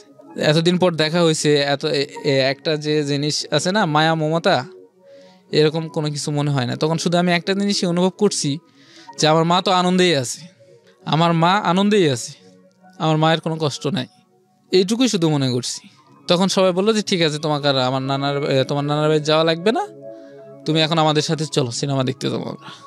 বাড়ির থেকে কিন্তু সিনেমা দেখার উদ্দেশ্যেই বের হয়েছে সবাই। আপনাকে নিতে বললো, তারপর আমি চলে গেলাম। আমার মা আমাকে কোলে নিল, কোলেতে আমি উঠলাম। যখন গাড়িতে উঠি তখনকার কথা, কিন্তু 2 বছর পর কোলে উঠলাম, কোলে উঠে গেলাম, সিনেমা হলে গেলাম। সিনেমা দেখতে দেখতে আমার মায়ের একটা ঘড়ি ছিল, এই ঘড়িটা যে কোনো একটা কারণে পিন খুলে যাওয়া বা যে কোনো একটা কারণে নিচে পড়ে যায়। তখন আমি বুঝতে পারি যে একটা কিছু পড়লো নিচে, সিনেমা দেখতে দেখতে। কিন্তু তখন আমি একটু নাড়াচাড়া করে নিচের দিকে হাত দিতে যাব, সেই সময় আমার মা আমাকে বলে, খালি দুষ্টামি করে নড়াচড়া করে, এত অস্থাবর হয়েছে, মানে এত বদমাইশ হয়েছে কেন, বুঝি না, এটা নিয়ে আসাই ভুল হয়ে গেছে। কিন্তু আমি কিন্তু ওই জিনিসটা নেওয়ার জন্য নিচের দিকে ঝুঁকছিলাম, ঝুঁকে দেখতে চাচ্ছিলাম যে কী জিনিসটা। পরে আমি আর মায়ের কথার ভয়ে আমি আর কিছু বলি নাই। তখন যখন বাইরে চলে আসছি, সিনেমা শেষ, বাইরে যখন চলে আসছি, তখন আমার মা ঘড়ি খুঁজে পায় না। তো ঘড়ি যখন খুঁজে পায় না, তখন আমি মাকে বলি যে মা, তখন আমি যে হালতে চাইছিলাম বা ঝুঁকতে চাইছিলাম, তখন তো তুমি নিষেধ করছো, তখন কিছু একটা পড়ছে, তো তুমি তো আমাকে দেখতে দেও নাই। তখন আমাকে বলে যে হ্যাঁ, তুমি আমাকে বলবা না কথাটা, তুমি আমাকে বলো নাই কেন যে কিছু একটা পড়ছে, গাদা ছেলে, বোকা ছেলে। আমার বাবাকে নিয়ে কথা বলে, বোকার বাচ্চা, হ্যান ত্যান এসি, মানে অনেক ধরনের একটা সিন্ডিকেট, সবার সামনে একটা বাজে কথা বলে, এগুলো কথা বলে গালাগালিজ করে। তো গালাগালি করার পর আমি তো আর কিছু বললাম না, ভয়ে থাকলাম। সবাই নানার বাড়িতে চলে গেলাম। নানার বাড়িতে তখন আমার বাবা তো আমাদের বাড়িতে, আমার ওই ছোট মায়ের সাথে দিনমজুর কাজ করতেছে, খাইতেছে, তার সংসার চলে যাচ্ছে। কিন্তু বাবা কিন্তু এগুলো বিষয়ে কিছু জানতো না। যখন দেখি বাড়িতে গিয়ে, নানার বাড়িতে দেখি ধুম, এক কথায় যে বাইরে থেকে মেহমান আসলে যেরকম ধুম হয়, বা কোনো বিয়ানের বাড়িতে গেলে যেরকম ধুম হয়, সেরকম ধুম। খুব আনন্দ, সবাই খুব আনন্দে আছে। এতটাই আনন্দে আছে যে আমার কথাও তারা ভুলে গেছে। তখন আমি যখন যাই, তখন সবাই আমাকে দেখে আফসোস করে যে বাবা তুমি কোথায় ছিলা, কেমন আছো, ভালো কি মন্দ, কি খবর, সবাই মমতা দেখায়। কিন্তু আমার মায়ের আলাদাভাবে কোনো জিনিস আসছে, এতদিন পর বাচ্চা, শরীরের যত্ন নিয়ে দিই, দেখি মাথায় একটু তেল দিয়ে দিই, বা হাত পা একটু ভালো করে পরিষ্কার করে দিই, নখ টুক কাটছে কিনা ঠিক মতো, কাপড় চোপড় ময়লা পরিষ্কার করে দিই, এরকম কোনো কিছু ছিল না। পরে তো আমার তো বেশি সময় নেই, আমি আবার পরের দিন চলে আসি দোকানে ব্যাক করি। তো ব্যাক করার পর আবার কিছুদিন পর আমার মামা আসে বাড়িতে। তো মামা যখন আসে, তখন আমাকে ফোন করে বলা হয় যে মান্নান, তুমি একটু আসো, আমার সাথে দেখা করে যাও। তো মামা যখন বাড়িতে আসে, তখন মামা ভাগনার সম্পর্ক তো জানেনি। যাই হোক, অনেকটাই ভালো, আসছি মামার সাথে দেখা করতে। তখন আমি সম্ভবত 2 থেকে 3 দিনের ছুটি নিয়ে আসছিলাম। তো মামার সাথে থাকি, ঘুরতেছি, বেড়াইতেছি, এই জায়গা যাচ্ছি, সে জায়গা যাচ্ছি। তখন মামা একটু চিন্তা করে, যে চিন্তাটা করে এরকম যে মান্নান তো লেখাপড়ায় ভালো ছিল, ওর লেখাপড়াটা কি আবার স্টার্ট করা যায় না? তখন আমিও রিকোয়েস্ট করলাম মামা, যে মামা আমি লেখাপড়াটা করলে ভালো হবে, আমি তো লেখাপড়া করতে চাই, কিন্তু আমি তো করতে পারলাম না। তখন মামা আমার মায়ের সাথে বিষয়টা নিয়ে আলোচনা করে। আমার মা সরাসরি না বলে দেয় যে না, ওরে আমি নিয়ে আসবো না, ও যেভাবে মানুষ হয় হোক, আমার এতে কোনো দুঃখ নাই। ও মায়ের কথা মানুষের কাছে বলে কেন বলে, মানে মানুষ মা যতই পাপ করুক না কেন, কোনো ছেলে কি তার মায়ের বিরুদ্ধে কোনো কথা বলে? হ্যাঁ, এরকম ধরনের কথাবার্তা হওয়ার পর মামা বললো, দেখ ও ছোট মানুষ, ও কিছু বোঝে নাই, যেটা সত্যি সেটাই বলছে, এখন ওর জন্য তো তুই এইভাবে দায়ী করতে পারিস না। তখন মামা তো ভাইও বুঝাইলো, মাইক বুঝাইলো যে দেখো, আসলে জিনিসটা ভালো হয়, আমাদের অল্প কিছু খরচ দরকার হলে আমি কিছু খরচ দিব, তুমি কিছু দাও, আমি কিছু দিই, দিয়ে ওরা লেখাপড়া করাই। তো ঠিক আছে, এদিকে লেখাপড়ার প্রসেস চলতে থাকলো, আমি তো আবার চলে গেলাম। তো আবার মামা ঢাকায় চলে গেল। ঢাকায় যাওয়ার পর আমাকে ফোন করলো যে তুমি তোমার ওই দোকান থেকে চলে আসো আমাদের বাসায়, তোমাকে আমি স্কুলে ভর্তি করে দিব। এগুলোই চলতেছে মোটামুটি আপনার ছোটবেলাতে? হ্যাঁ, এগুলোই চলছে, স্কুলে ভর্তি করে দিব। তাই স্কুলে যখন ভর্তি করে দিই, আমি তো মহা আনন্দে বাবার কাছে ফোন করলাম, বাবা বললাম যে বাবা এই ঘটনা। তখন বাবা বললো, বাবা তুমি যেখানে থাকো না কেন, ভালো থাকো, তুমি আমার কাছে থাকলেও আর মার কাছে থাকো, যার কাছেই থাকো, তুমি মানুষ হও, আমার কোনো বাধা নেই। বাবা বললাম যে আমার একটা 5 পাসের সার্টিফিকেট, তা আগেরটা তো দিয়ে দিছি আমার আগের স্কুলে, তো এতদিন পর আবার 5 পাসের সার্টিফিকেট লাগবে স্কুলে ভর্তি হতে গেলে। তখন বলে সেটা আমি ব্যবস্থা করে দিব, হয়নি, সমস্যা নাই, তুমি কি করতে চাচ্ছ, তুমি যদি যাইতে চাও তাহলে আমি বলে দিই তোমার বরাব্বা। তখন বললাম যে ঠিক আছে, আমি যাব। তখন থেকে আমি ওখান থেকে বরাব্বাক বলি। বরাব্বা একটু রাগই হয়, রাগ হয় এই জন্যই যে মা বরাব্বা কিন্তু জানতো বিষয়গুলো, যে ওর মা ওকে ছেড়ে চলে গেছে আর মামাটা এরকম। তখন একটু রাগই হয় যে এত কিছুর পরেও তুমি ওখানে যেতে চাও, তো ঠিক আছে যাও, আমি আর তোমাকে কোনো বাধা দিব না। চলে আসি, আসার সময় বরাব্বা আমাকে 50 টাকা দেয়, 50 টাকা নিয়ে আমরা চলে আসি। আমি এবং আমার বাবা দুজনেই আমি আসি নানার বাড়িতে। তো আমার বাবার একটা ইয়ে ছিল যে আমার নানির জন্য সবসময় বাজার থেকে পান সুপারি কিনে নিত। তো পান সুপারি কিনে নিয়ে ওইভাবেই গেছে। তখন আমার মা নানার বাড়িতে ছিল না, মামাও ছিল না। তখন আমাকে গিয়ে দিয়ে আসার কথা আর কি।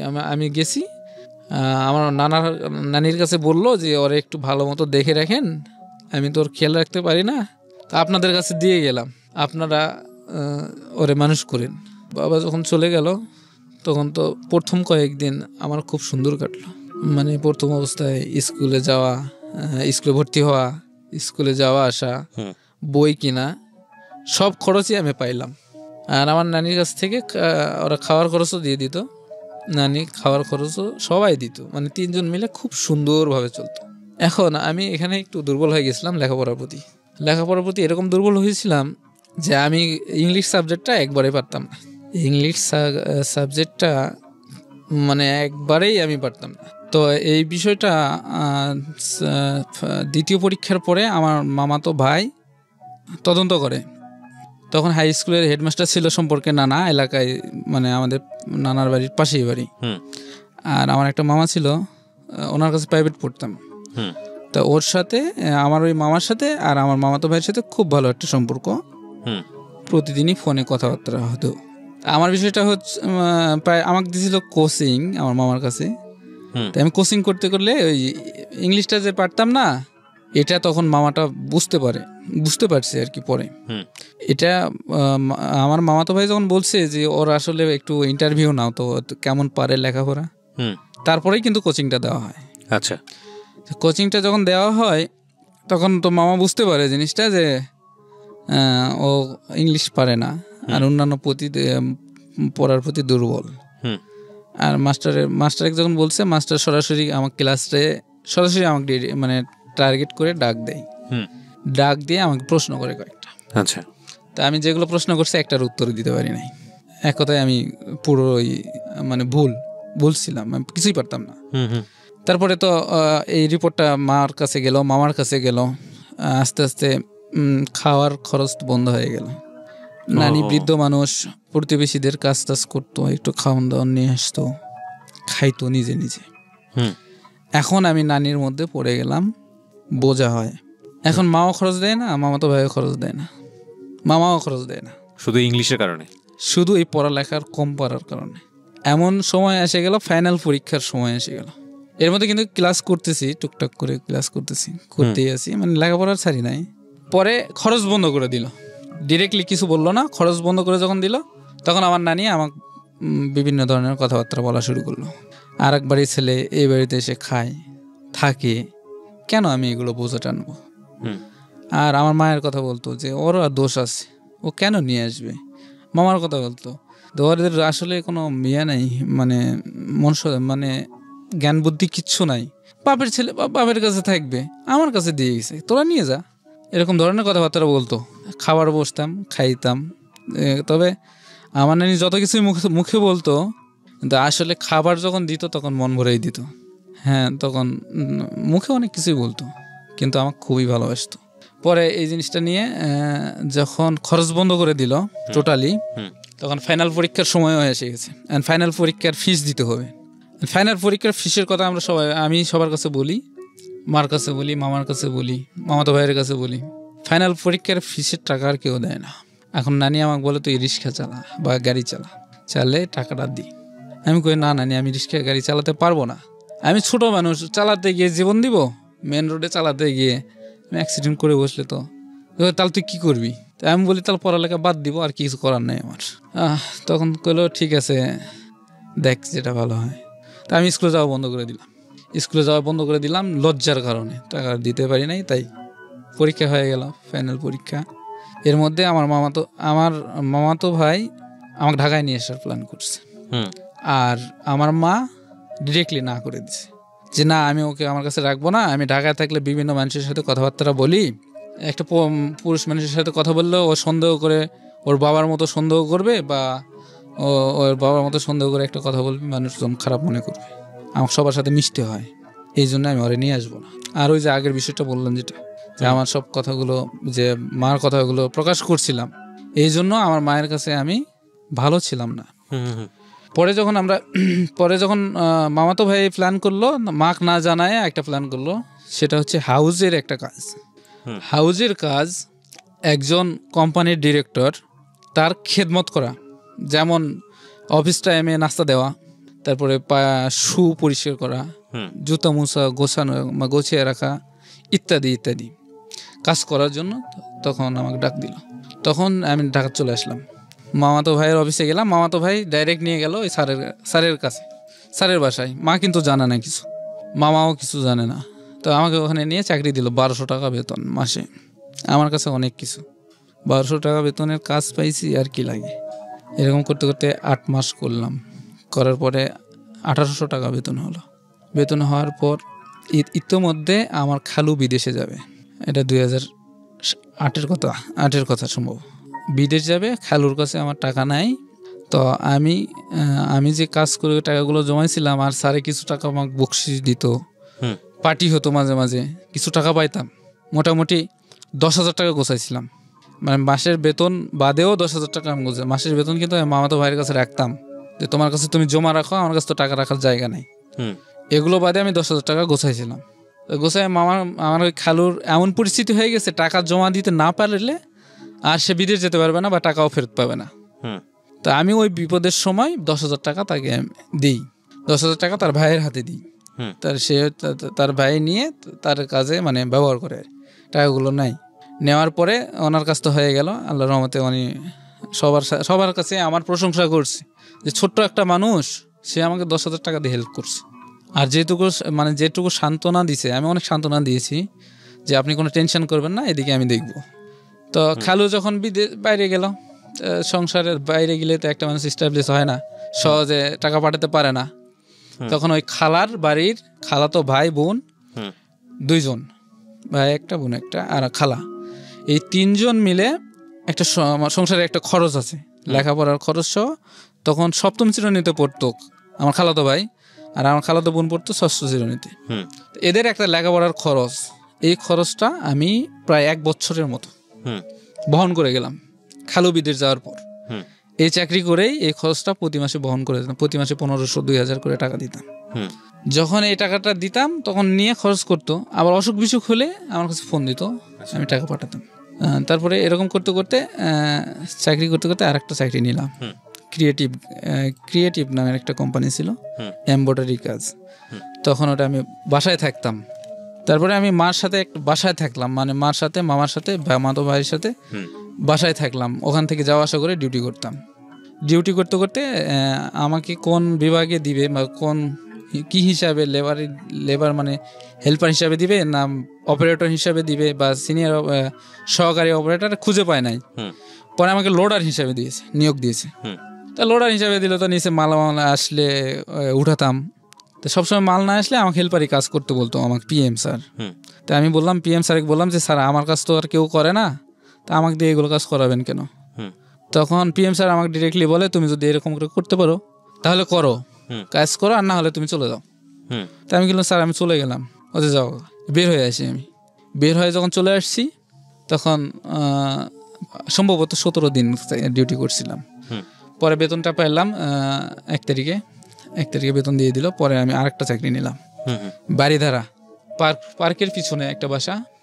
2 মাস চাকরি করার পর আমার বড় ছেলের বিয়ে, বড় ভাইয়ের বিয়ে লাগলো, আমি বাড়িতে গেলাম। আমাদের চাকরি করলে রিজাইন দিয়ে বাড়িতে গেলাম। বাড়িতে গিয়ে কিছুদিন থাকলাম, থাকার পরে আবার ঢাকায় আসলাম। ঢাকায় আসে ধানমন্ডি একটা চাকরি নিলাম, এই সেম চাকরি কিন্তু বাসা বাড়ির কাজ। চাকরি নিয়ে ওখান থেকে কিছু টাকা পয়সা গোছায় বাড়িতে গেলাম। 1050-60 এরকম টাকা হয়েছে। আমি বাড়িতে চলে গেলাম। গিয়ে আমার মামার বাড়ি, যেটা আমার নানার বাড়ি, ওখানে একটা মুরগির ফার্ম করলাম। ওকে। মুরগির ফার্ম করার পরে আর টাকাগুলো আমার রাখছিলাম আমার খালার কাছে, সম্পূর্ণ টাকা। আমি কই রাখবো না রাখবো, আমার খালার কাছে দিয়ে রাখি, যখন লাগবে এসে নিয়ে যাব। এরকম করতে করতে 30,000 টাকা আমি নিছি, আর 30,000 টাকা কিন্তু আমি পাই নাই। 30,000 টাকার মতো আমার খরচ হয়েছে ফার্মে। আর 30,000 টাকা দিয়ে আমার খালা কি করছে, শোকেস বানাইছে, একটা টিভি কিনছে, খাট বানাইছে। তখন তো এখন ঈদের সময় এসে গেছে সামনে, এখন মুরগিও বড় হয় নাই, খাবারও কিনতে পারি না, টাকাও নাই। এদিক থেকে খালাকে বললাম, খালা খরচ করে ফেলছে টাকা। তখন খালা যখন টাকাটা খরচ করছে, আমি তখন মুরগি আর কোনো উপায় না পেয়ে মুরগি বিক্রি করে দিলাম। মুরগি যখন বিক্রি করে কিছু টাকা পেলাম, অল্প কিছু টাকা পেলাম। ঈদ পার হয়ে গেল। এর মধ্যে পরে ঈদের পরে আমি ঢাকাতে আসলাম। মাকে বললাম ঢাকাতে যাবো, ওই ঢাকাতে আসার দরকার নেই, ওইদিকেই থাকো, কাজকাম করে থাকো। তা আমি বললাম যে না, এদিকে কোনো কাজকাম পাচ্ছি না, আর এগুলো কাজকাম করা আমার পক্ষে সম্ভব না। ঢাকাতে আসলাম, ওই ধানমন্ডি আর একটা সাইটে গেলাম চাকরি নিয়ে। যখন ওখানে গেলাম তখন আমার ওই চাচাতো বোন, যে চাচাতো বোনের কথা বললাম আপনার প্রথমে, ওই চাচাতো বোনের নাম্বারটা আমার কাছে ছিল। তার সাথে আমি কথা বলতে শুরু করলাম। তো কথা যখন বলছি, 1 বছর 2 মাস পরিচয় দেই নাই, কোনো পরিচয়হীন কথা বলছি, খুব ডিস্টার্ব ফিল করতো। পরে একদিন আমাদের এলাকায় দেখা করতে বলছে, যে দেখা করছে যখন আমি যখন দেখা করছি তখন আমাকে চিনতে পারছি। তখন আমাকে বলছে যে শোনো, তোমরা যাই করো না কেন, নেক্সট টাইম যেন আর এটা আমি না দেখি, আজকের জন্য ছেড়ে দিলাম। কে বলেছে এটা? এটা আমার চাচাতো বোন বলছে। আচ্ছা। তখন আমি ওখান থেকে চলে এসে একটু দূরে এসে আমি ফোন দিয়ে বলি যে আসলে তোমরা যাকে যা বলছো, আসলে আমি কিন্তু মান্নান না।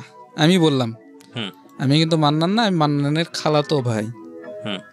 আসলে তুমি ছেলেটা কষ্ট দিলা। তখন তো ও বিভিন্ন দিক দিয়ে সরি বলে বা আমাকে বোঝানোর কথা বলে যে ওরা একটু বুঝাইন ভালো কি মন্দ। হ্যাঁ, আর আপনি আমাকে ফোন দিয়েন না, এনতেন এসে। তখন থেকে কন্টিনিউয়াসলি কথা হতো, এই যে খালাতো ভাইয়ের পরিচয়ে কথা হতে হতে অনেক দূর পর্যন্ত এগিয়ে যায়। মানে ওর একটা সমস্যাটা হয় এরকম, ডাক্তারি পড়ার ইচ্ছা ছিল খুব। ফ্যামিলি থেকে চাচা টাকা দিতে পারছিল না, আমার কাছে টাকা চাই। ওর পরীক্ষা ছিল এটা, যে আসলে আমি কতটুকু ভালোবাসি তাক। তাই আমাকে বলে তুমি যত টাকা দিতে পারো আমাকে দিয়ে হেল্প করো, আমার 1,20,000 টাকা লাগবে। আমার কাছে 12,000 টাকা ছিল। আমি সাথে সাথে সুন্দরবন কুরিয়ার সার্ভিসে টাকা পাঠিয়ে দিই। তখন পরের দিন যখন টাকা নিয়ে আসে তখন বলে যে ছেলেটা তো আসলে আমাকে লাইক করে, ভালোবাসে। তো তখন সে বুঝতে পারে, ফিল করে যে ছেলেটা আমাকে ভালোবাসে। তখন ওর মাকে জানায় জিনিসটা। ওর মাকে যখন জানায়, ওর মা, আমি বাড়িতে গেছি, মাকে যখন জানানোর পর এর মধ্যে আমি ওর বাড়িতে গেছি বেড়াতে, আমার ওই গ্রামের বাড়ি, বাবার বাড়ি, দাদার বাড়ি গেছি। তখন ওর মা আমাকে ডাক দিয়ে বলে যে তোমার খালাতো ভাই কি করে, ও আসলে ইয়েটা কি, লেখাপড়া করে নাকি চাকরি করে। তখন আমার চাচিকে আমি বললাম যে আসলে ওটা আমার খালাতো ভাই না, কিন্তু ওটা আমি। আর আপনারা যদি সম্মতি থাকেন তাহলে এই সম্পর্কটা আমি এভাবে করতে চাই। চাচিক সরাসরি বললাম। তখন চাচিক যখন সরাসরি বললাম, চাচি তখন বললো যে আসলে বাবা, এটা তো মেয়ে তো আমার না, যাদের মেয়ে তারাই বুঝুক, এটা আমি কিছু বলতে পারবো না। ওখানে ছুটি কাটায় চলে আসলাম আবার ঢাকায় আসার পর ও এখানে পরিচয় পাওয়া গেল আমার। তা পরিচয় পাওয়ার বললো আমাকে, তুমি মায়া এসব কথা বলছো, তোমার তো সাহস কম না, তুমি এগুলো কথা মার কাছে বলছো। আমি বলছি যেটা সত্যি আমি সেটা বলছি, এখন রিসিভ করবা না ডিলিট করবা সেটা তোমার ব্যাপার। কিন্তু আমার একটা আবেগ ছিল ছোটোর থেকে, এটা আমি জানাইছি, এখন তোমার ব্যাপার, তুমি কি করবা। এটা জীবনেও পসিবল না, পসিবল হলেও মানুষ যেগুলো কথা বলবে আমি সেগুলো কথা শুনতে পারবো না। তখন আমি অফার করছিলাম যে তুমি কি মানুষের কাছে থাকবা, তুমি তো থাকবা আমার কাছে, আমি তোমাকে অনেক দূরে রাখবো মানুষের থেকে। তারপরও পছন্দ করো নাই, এটা ইগনোর করে চলছে। এটা করতে করতে ধানমন্ডির চাকরির থেকে ওখান থেকে আবার গন্ডগোল হয়, চাচার সাথে আমার বাবার গন্ডগোল হয়। ও আবার কমপ্লেন করছে যে আমাকে ডিস্টার্ব করে হ্যান দেন এসে।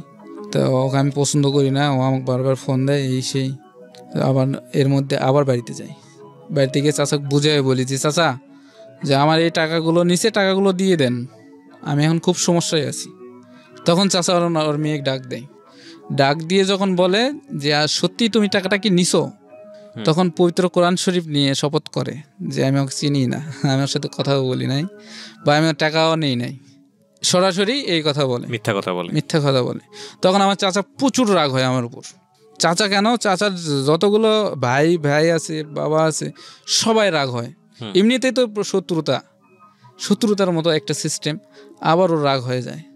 পরবর্তীতে আমার বাবা ফোন করে আমাকে বললো যে তুমি বাবা এখানে আসো না, আসলে ওরা রাগ হয়ে আছে, তোমাকে কিছু একটা করে ফেলবে, এটার পরে সমস্যা হবে। তো আমি বলবো ঠিক আছে আমি আসতেছি, তখন বললাম যে আমি আসতেছি।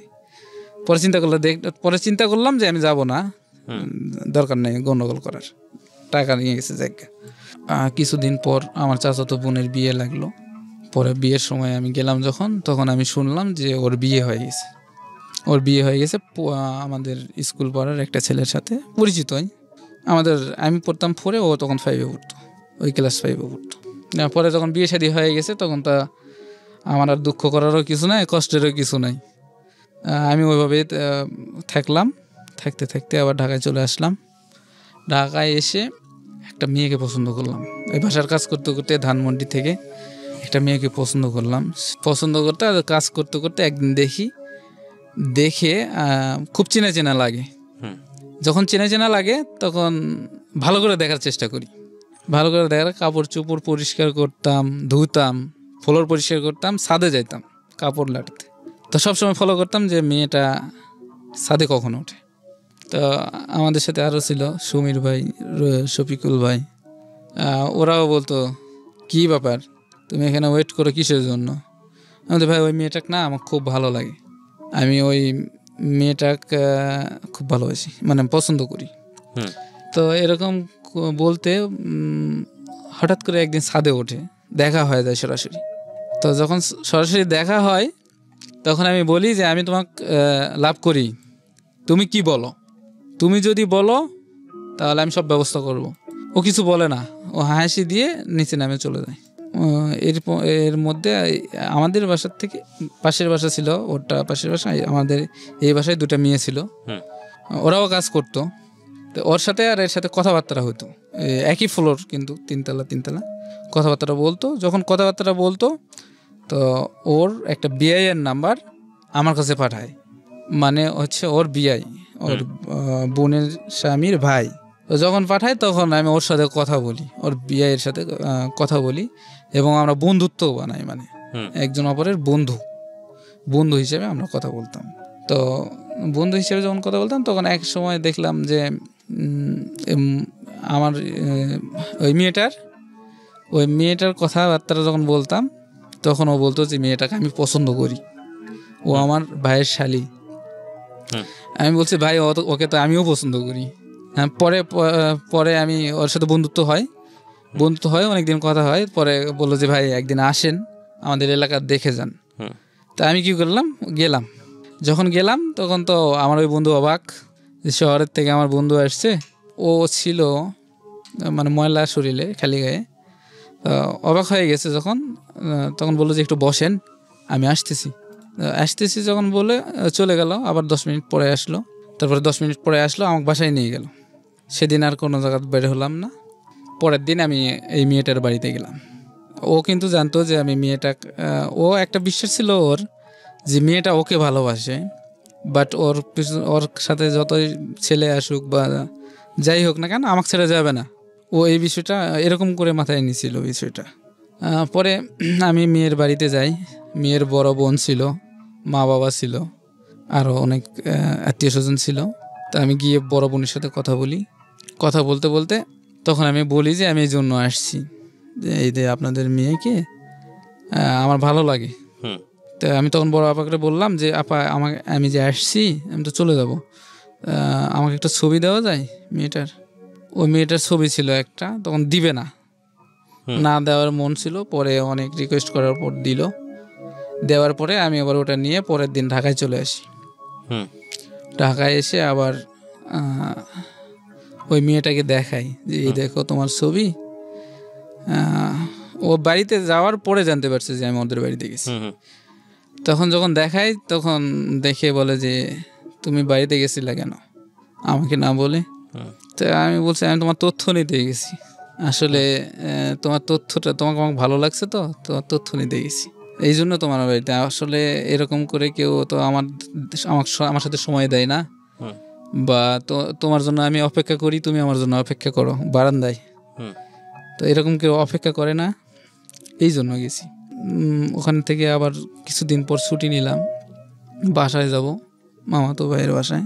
যখন মামাতো ভাইয়ের বাসায় গেলাম ছুটি নিয়ে, মামাতো ভাইকে দেখালাম যে ভাইয়া এই ছবিটা দেখেন, এই ছবিটা দেখে আপনি মামার সাথে কথা বলেন, মার সাথে কথা বলেন, এই মেয়েটাকে আমার ভালো লাগে। আমি এই মেয়েটার বাড়িতে গেছিলাম, প্লাস কথাবার্তা বলছি। তখন আমার মামাতো ভাই বলতেছে যে তুই বাড়িতে গেছিলি অথচ আমরা জানি না, তার মানে তুই বিয়ে করে ফেলছিস, এখন তুই আমার সাথে ফাজলামি করতিস। তখন আমি বললাম যে না, আমি বিয়ে করি নাই, জাস্ট গেছিলাম। আর তোমাদের যদি কোনো সম্মতি না, তোমাদের যদি কোনো আপত্তি থাকে তাহলে জিনিসটা বাদ, এই পর্যন্তই থাকো। আর যদি তোমাদের আপত্তি থাকে না থাকে তাহলে মেয়েটার খোঁজ খবর নিতে পারো। আমি মেয়েটার বাড়িতে গেছিলাম। তো এই কথা বলার পর আমি তো ছুটি কাটায় আবার চাকরিতে চলে গেছি, কাজে চলে গেছি। এদিকে ফাটাই ফেলছি কি যে মেয়েটাকে বিয়ে করছে আমার মামা, আমার খালা, আমার মা, আমার মামাতো ভাই, বাড়ির সবাই। মান্নানা এই কাজ করে ফেলছে, বিয়ে করে ফেলছে, একটা অপরিচিত মেয়ে বিয়ে করে ফেলছে। ইতিমধ্যেই আমি আবার এমার্জেন্সি ছুটি নিছি, বাড়িতে যাব। তো আমি যেদিন ছুটি নিছি মাও ছুটি নিয়েছে। আচ্ছা, মানে একদিন পর মা গেছে একদিন আগে বাড়িতে, নানার বাড়িতে গিয়ে ওঠে যখনই যায়, আর আমি গিয়ে উঠছি আমার খালার বাড়িতে। যখন যায় তো মা একদিন আগে চলে গেছে আর আমি একদিন পরে গেছি। রাতের বেলা ঘুমাইছি, সকালবেলা ঘুম থেকে উঠে দেখি আমার মা হাজির খালার বাসায়। এখন আমার মা আমার খালাকে বলে যে কি কাজটা করে আসছে এটা শুনছিস, ওরা যে বাড়িতে ঢুকতে দিছিস ওই কি কাজটা করছে। তখন আমি একটু মনটাকে শান্ত করলাম। শান্তটা এরকমই করলাম যে আমার মা এবং আমার খালা, আমি তো তাদের সন্তানের মতো, মায়ের তো সন্তান আর খালার তো সন্তানের মতো। আমি দেখি তাদের কতটুকু আস্থা আছে আমার উপর, বিশ্বাস আছে যে তাদের ছাড়া ভুল কোনো সিদ্ধান্ত নিব কি না। যখন আমি কিছু বললাম না তখন আমাকে ঘরের ভিতর ডেকে নিয়ে গেল। ডেকে নিয়ে যাওয়ার পর বেশ কিছু গালিগালাজ করল, যা বলার ছিল। বলার পরে আমার খালা আমাকে আস্তে করে বললো যে তুমি এরকম যেহেতু হয়ে গেছে তুমি ওই মেয়েটাকে ডিভোর্স দাও বা যোগাযোগ করো না। তখন আমি বললাম যে আসলে তোমরা কি মেয়ে মানুষ, যে মেয়ে মানুষ হয় আর একটা মেয়ে মানুষের ক্ষতি করতে চাও? আমি কিন্তু এই কথাটা বললাম, তোমরা কি মেয়ে মানুষ যে মেয়ে মানুষ হয়ে আর একটা মেয়ে মানুষের ক্ষতি করতে চাও? তখন ওনারা আরো কঠিন হয়ে যায় এবং এক পর্যায়ে আমি কোনো উত্তর দিই না, এমন কথা বলতে থাকে যা আমার প্রচণ্ড হিট করে। তারপরে হচ্ছে ওই দিন রাতের বেলা আমার ঘর থেকে বের করে দেওয়া হয় মা এবং খালা মিলে। ওকে, ঘর থেকে বের করে যখন দেয় তখন আমি চলে যাই। যে মা বাবা যেখানে বিশ্বাস করে না যাদের কাছে থাকি, তো আমি এই সংসারে থাকি, আমি বাকি করবো, আমি চলে যাই। কিন্তু টাকা যেগুলো দিছিলাম মোট ৭৩,০০০ টাকা জমা, মানে টোটাল দেওয়া হয়েছিল। আগে দেওয়া ছিল কিছু, পরে আস্তে আস্তে সংসারে খরচ করা সহ ৭৩,০০০ টাকা ২০১০ সালের ভিতরে আমি ওদের পিছনে খরচ করছিলাম। তখন মা আমাকে ডাইরেক্টলি বলে যে তোর আর দরকার নাই, তুই এখন তোর বাবার কাছে চলে যা, আর বিয়ে করছিস, সংসার তুই এখন তোর বাবার কাছে নিয়ে তোর বাবার কাছে যা, টাকা পয়সার পরে হিসাব দেখবো এটা। তো আমি আর কিছু বললাম না, আমি বের হয়ে চলে গেলাম। গিয়ে আমি স্টেশনে বসে চিন্তা করলাম যে বাবা মা আমাকে শাসন করছে, কিন্তু মাকে তো আমি সত্যি কথাটা বলি নাই। আমি আমার মাকে সত্যি কথা বললাম না, মা এবং খালাকে সারপ্রাইজ দিব। সেটা হচ্ছে রাত ১১টা তখন বাজে। আমি মিষ্টি কিনছিলাম ০.৫ কেজি মিষ্টি কিনে নিয়ে, সবচেয়ে দামি হোটেলের মিষ্টি কিনে নিয়ে আমি রাত ১১টার সময় বাসায় গেছি, ওই খালার বাসায় গেছি, যে খালার বাসার থেকে বের করে দিয়েছিল। সেখানে গিয়ে আমি রাত্রেবেলা কাউরে কিছু বলি নাই, কিন্তু মিষ্টির প্যাকেটটা আমি টেবিলের উপরে রাখছিলাম। সকালবেলা ঘুম থেকে জাগার আগে আমার খালা আমাকে প্রচণ্ডভাবে বলতেছে যে ভাইয়া অসভ্য আবার এসছে, হ্যান ত্যান এসে, মানে কেউ লোক জানাজানি হওয়ার আগে বিদায় হও, হ্যান যাই হোক, যা খুশি তা বলছে, আমার কোনো মাইন্ডে লাগে নাই।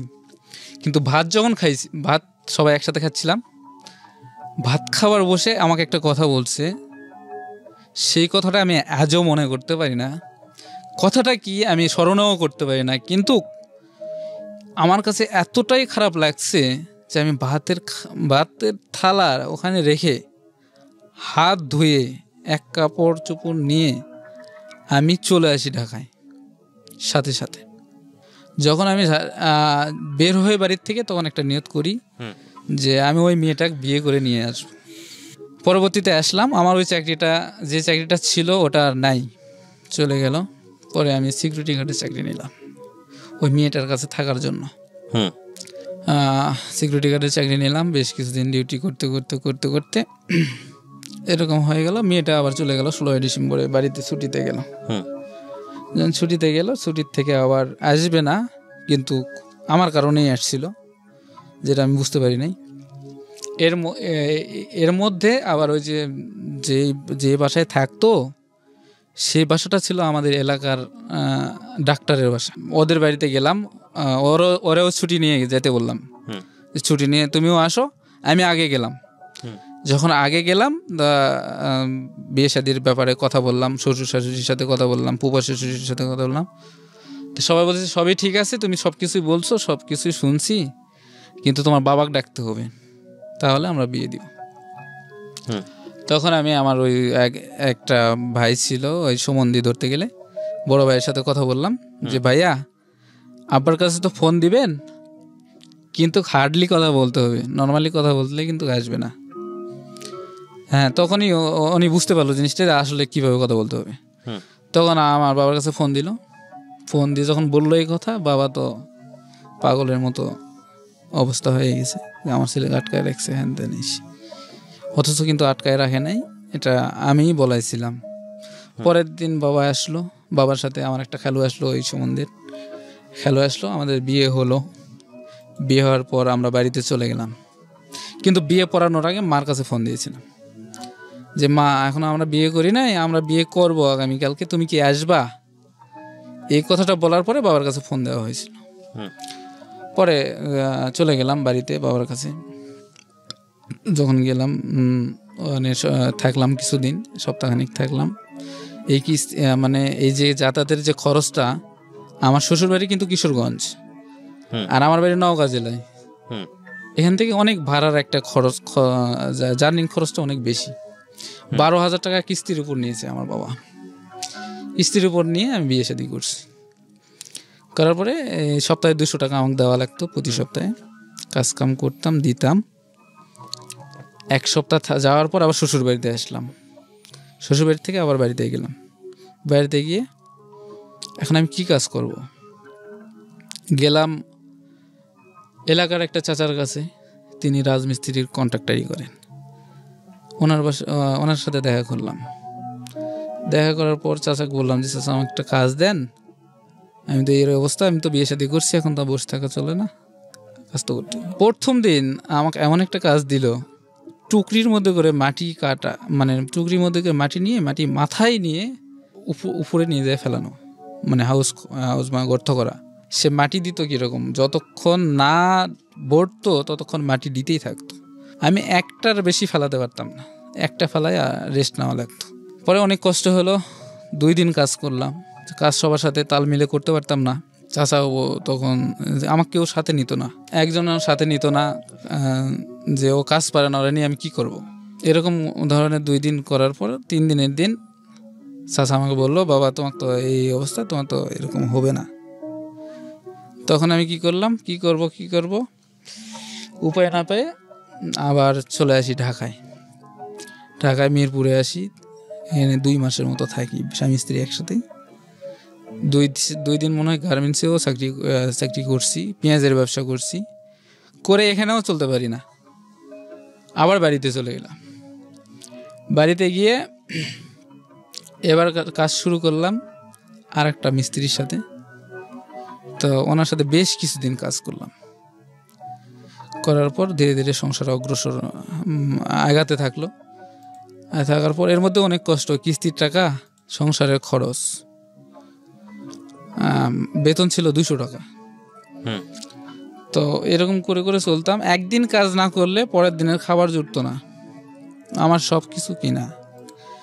শুধু পানিটা বাদে সব কিছু, লাকড়ি কন, চাল ডাল ইত্যাদি আছে সব। বাবা মা তো আলাদা হয়ে গেছে, আমিও আলাদা হয়ে গেছি। পায়ে আমার প্রচণ্ড বড় ফোড়া বের হয়েছে। এখন কাজে না গেলে খাবার জুটবে না। আমি মিস্ত্রিকে বললাম যে ভাই এই অবস্থা, কয় তুই কাজে আসিস, আমি তোর একটু হেল্প করবো নি। তো তারপর করলাম যে ঠিক আছে তাহলে আমি যাবো নি। পরে দেখি যে না, কাজে গেলাম, আমার একটু রেস্ট দিল, মানে শুকনা কাজগুলো দিল। পায়ে প্রচণ্ড ব্যথা, ড্যান পায়ে 2টা ফোড়া বাড়াইছে একসাথে। পরে কাজ টাজ করলাম, এরকম করতে করতে এমন একদিন আসলো যে ওই মিস্ত্রি টাকা পায় নাই, রাতের বেলা টাকা দিবে 10টার সময়, আর আমার বাজার করতে হবে, বাজার না করলে রাতের খাবার হবে না। টাকা পাবে রাত 10টার সময়। এখন এই রাতটা আমার না খাই কাটালাম, আমরা না খাই কাটালাম একটা রাত। পরের দিন সকালে টাকা পাইলাম, বাজার করলাম। এই কথাটা কিন্তু আমার বাবা মা বাড়ির কেউ জানে না, এখনো পর্যন্ত জানে না।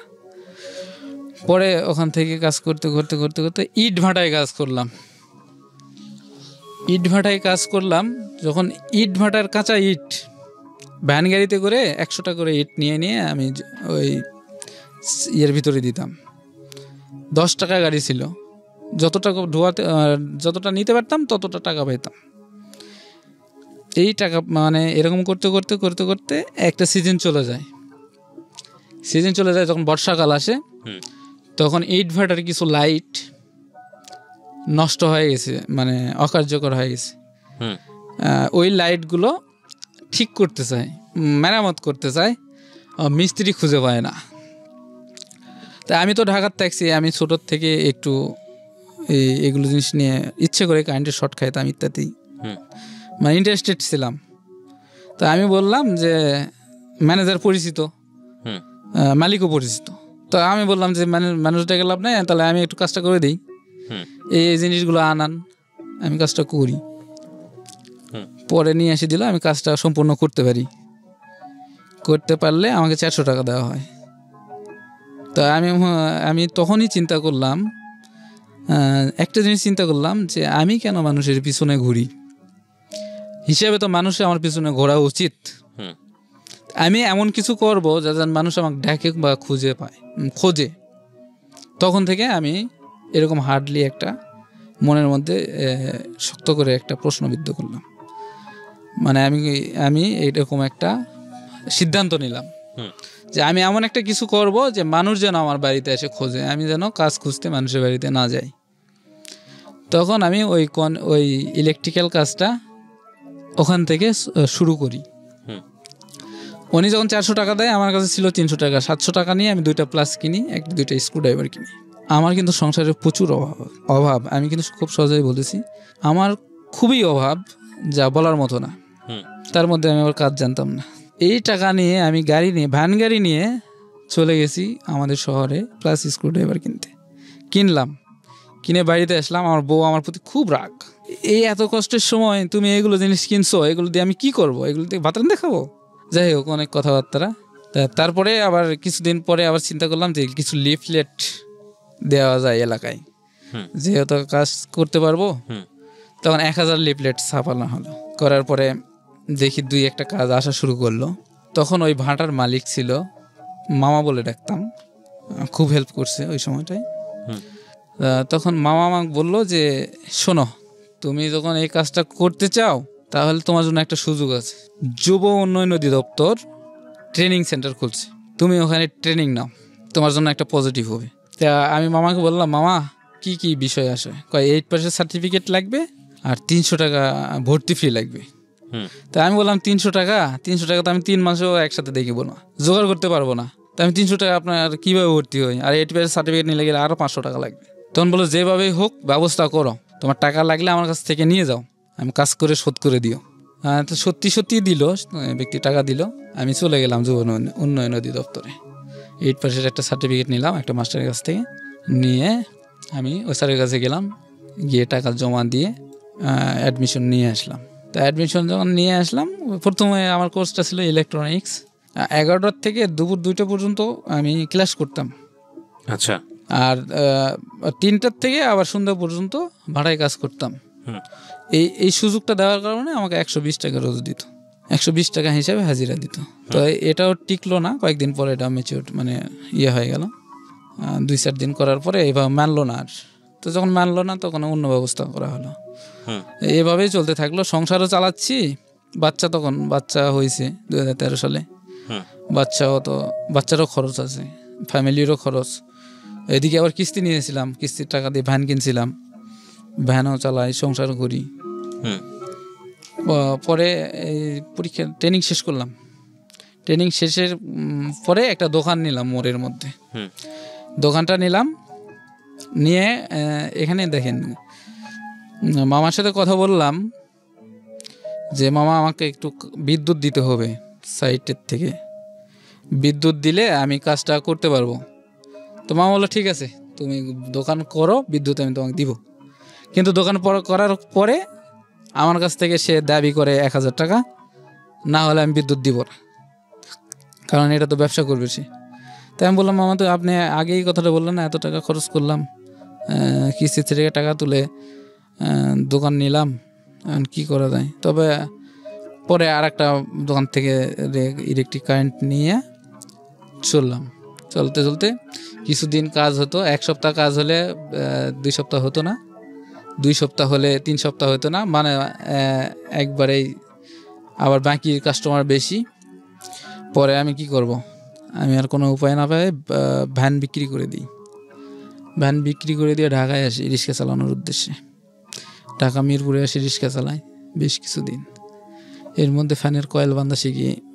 মিরপুরে এসে ফ্যানের কয়েল বাঁধা শিখি, নিজে নিজে ট্রাই করে বই দেখে। আমি অনেকের কাছ থেকে শিখতে চাইছি, কেউ শেখায় নাই। পরে আমি নিজেই ট্রাই করছি, বই দেখে শিখছি। পরে রামপুরা একটা চাকরি নিলাম, বয়স্ক মানুষের সেবা যত্ন করা। এখানে 3 মাস চাকরি করতে পারলাম। 3 মাস পরে লোকটা মারা গেল, চাকরি চলে গেল। যখন চাকরিটা চলে যায় তখন ওই কন্ট্রাক্টরের কাছে আমি আবার যাই, কিছু টাকা পাইতাম, 100 না 200 টাকা পাইতাম। এর টাকা চাওয়ার সুবাদে আমি যাই। তখন বলে, আমাকে জিজ্ঞেস করে যে তুমি কোথায় কাজ করো। তখন আমি বলি যে আমি কিন্তু কাজ করতেছি না, এই চাকরিটা আমার চলে গেছে। তখন আমি বলি যে আপনার কাছে কাজ আছে, দিবেন? তো ঠিক আছে, তুমি কালকের থেকে কাজে আসো। এই কাজটাই কি আপনি এখন করতেছেন? এই কাজটাই এখন করতেছি। আচ্ছা, আপনার ওয়াইফ, আপনার সংসার কত বছর? সংসার আজকে 2011 থেকে 2011 8 বছর। 8 বছর। তো এই 8 বছরের সংসার জীবনে আপনার স্ত্রী কি সমস্ত কথা জানে? আপনার অতীত জীবনে আপনি আজকে যে কথাগুলো এখানে বললেন, হ্যাঁ সব জানে। আপনার এই একেবারে ছোটবেলা থেকে কেন ডিটাচড হয়েছে আপনার ফ্যামিলি, সবকিছু জানে? সবকিছু পুরোটা জানে না, কিছু কিছু জানতো। তো আপনি গতকালকে আবার কিছু কথা হয়েছে। আপনি কি হ্যাপি, মানে আপনার সংসার জীবনে আপনি হ্যাপি?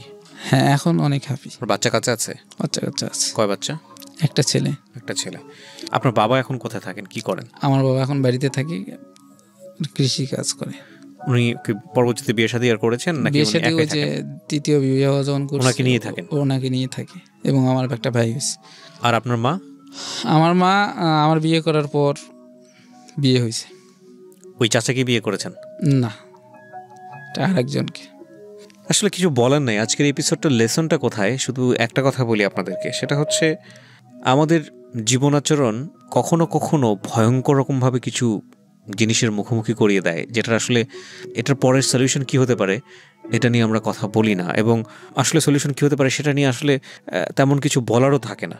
দেখুন, আমি সবসময় যে কথাটা বলি একটা শোতে, যে আপনি যখন with the name of almighty Allah দুনিয়াতে কাউকে নিয়ে আসতেছেন, তখন আপনার সেই মানুষটার সেই জীবনটার রেসপন্সিবিলিটি আপনার কাঁধে। আপনি যদি তাকে প্রপার ফিট করাতে না পারেন, আপনি যদি তাকে ভালোভাবে বড় করাতে না পারেন, তাহলে তাকে আপনি দুনিয়াতে আনলেন কেন? সেই জায়গাটায় আমাদের দায়িত্ববোধের জায়গা থেকে আমাদের ব্যক্তিগত চাওয়া পাওয়া অনেক কিছুকেই স্যাক্রিফাইস করতে হয়, এবং এটা বাবা মায়ের কর্তব্য, এটা করা উচিত। মা আমাদের কাছে কত বড় ভালোবাসার জায়গাতে, পৃথিবীতে সবচাইতে শ্রেষ্ঠ সম্পদ যদি কিছু থেকে থাকে সেটা হচ্ছে মা, এবং সৃষ্টিকর্তা প্রদত্ত। কিন্তু জীবন কখনো কখনো এত বেশি নিষ্ঠুর, জীবন কখনো কখনো এত বেশি ভয়ঙ্কর যে সেখানে কোনো ইকুয়েশনই খাটে না, সেখানে কোনো যোগ বিয়োগ খাটে না।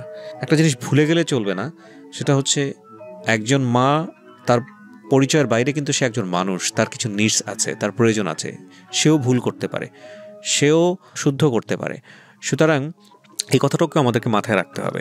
আমরা বরং জাজমেন্টে না যাই, আমরা বরং এটা চিন্তা করি যে আপনি যখন একটা মানুষকে দুনিয়াতে আনছেন, আপনার সন্তান, তখন আপনাকে অনেক চিন্তা ভাবনা করেই সেটা নিয়ে আসা উচিত। আর আপনি যখন একটা ডিসিশন নেবেন, সেই ডিসিশনের জায়গাটাতে এমনভাবে নেওয়া উচিত যাতে করে আপনার সন্তান এতে ক্ষতিগ্রস্ত না হয়। আপনার জীবনে সবচেয়ে প্রিয় মানুষকে, এই প্রশ্নটা দিয়ে আমি শেষ করতে চাই। এখন আমার প্রিয় মানুষ আমার বাবা, সব থেকে প্রিয় মানুষ। এটা কি ওই ঘটনার প্রেক্ষাপটে? তার আগে তো আপনার মাই আপনার সবচেয়ে প্রিয় ছিল, আপনি ছোটবেলায় যেটা বলছেন। রাইট, মাই আমার সবচেয়ে প্রিয় ছিল, এবং মা প্রিয় ছিল বলেই আপনি কিন্তু মা এরকম একটা ভুল আপনার চোখের সামনে ঘটার পরেও আপনি কিন্তু মাকে ছেড়ে যাননি। না। বাবার পরে কে প্রিয়? বাবার পরে আমার সন্তান, আমার স্ত্রী। মানে মায়ের জায়গাটা নাই কোথাও, মায়ের জায়গাটা নাই। এটা একটা মার জন্য অনেক বড় ফেইলার, অনেক বড় ফেইলার। আমি তারপরেও সম্মান জানাই আপনার মাকে, কারণ আপনি যেভাবে আপনার জায়গাটা থেকে দেখেন আমি হয়তো সেভাবে দেখবো না। এই কারণেই দেখবো না, আমি তাকে একটা মানুষ হিসেবেই দেখি। তার মধ্যে ভুল থাকতে পারে, শুদ্ধ থাকতে পারে, তবে এটাও একটা গল্প। অনেক ভালো থাকুন। সব মা এবং বাবাদের প্রতি শ্রদ্ধা এবং সালাম। কিছু কিছু ভুল আসলে কারেকশনের কোনো সুযোগ নেই, কিছু কিছু কষ্ট আসলে কোনোভাবেই ঘোচানোর কোনো সুযোগ নেই, কিছু কিছু ক্ষত এটা কোনো কিছু দিয়ে পূরণ হয় না, কিছু কিছু কি বলা যেতে পারে ব্যথা, এটা কোনো মোটিভেশন দিয়ে ঠিক করা যায় না। আজকের এই গল্পটা ঠিক সেরকমই একটা গল্প।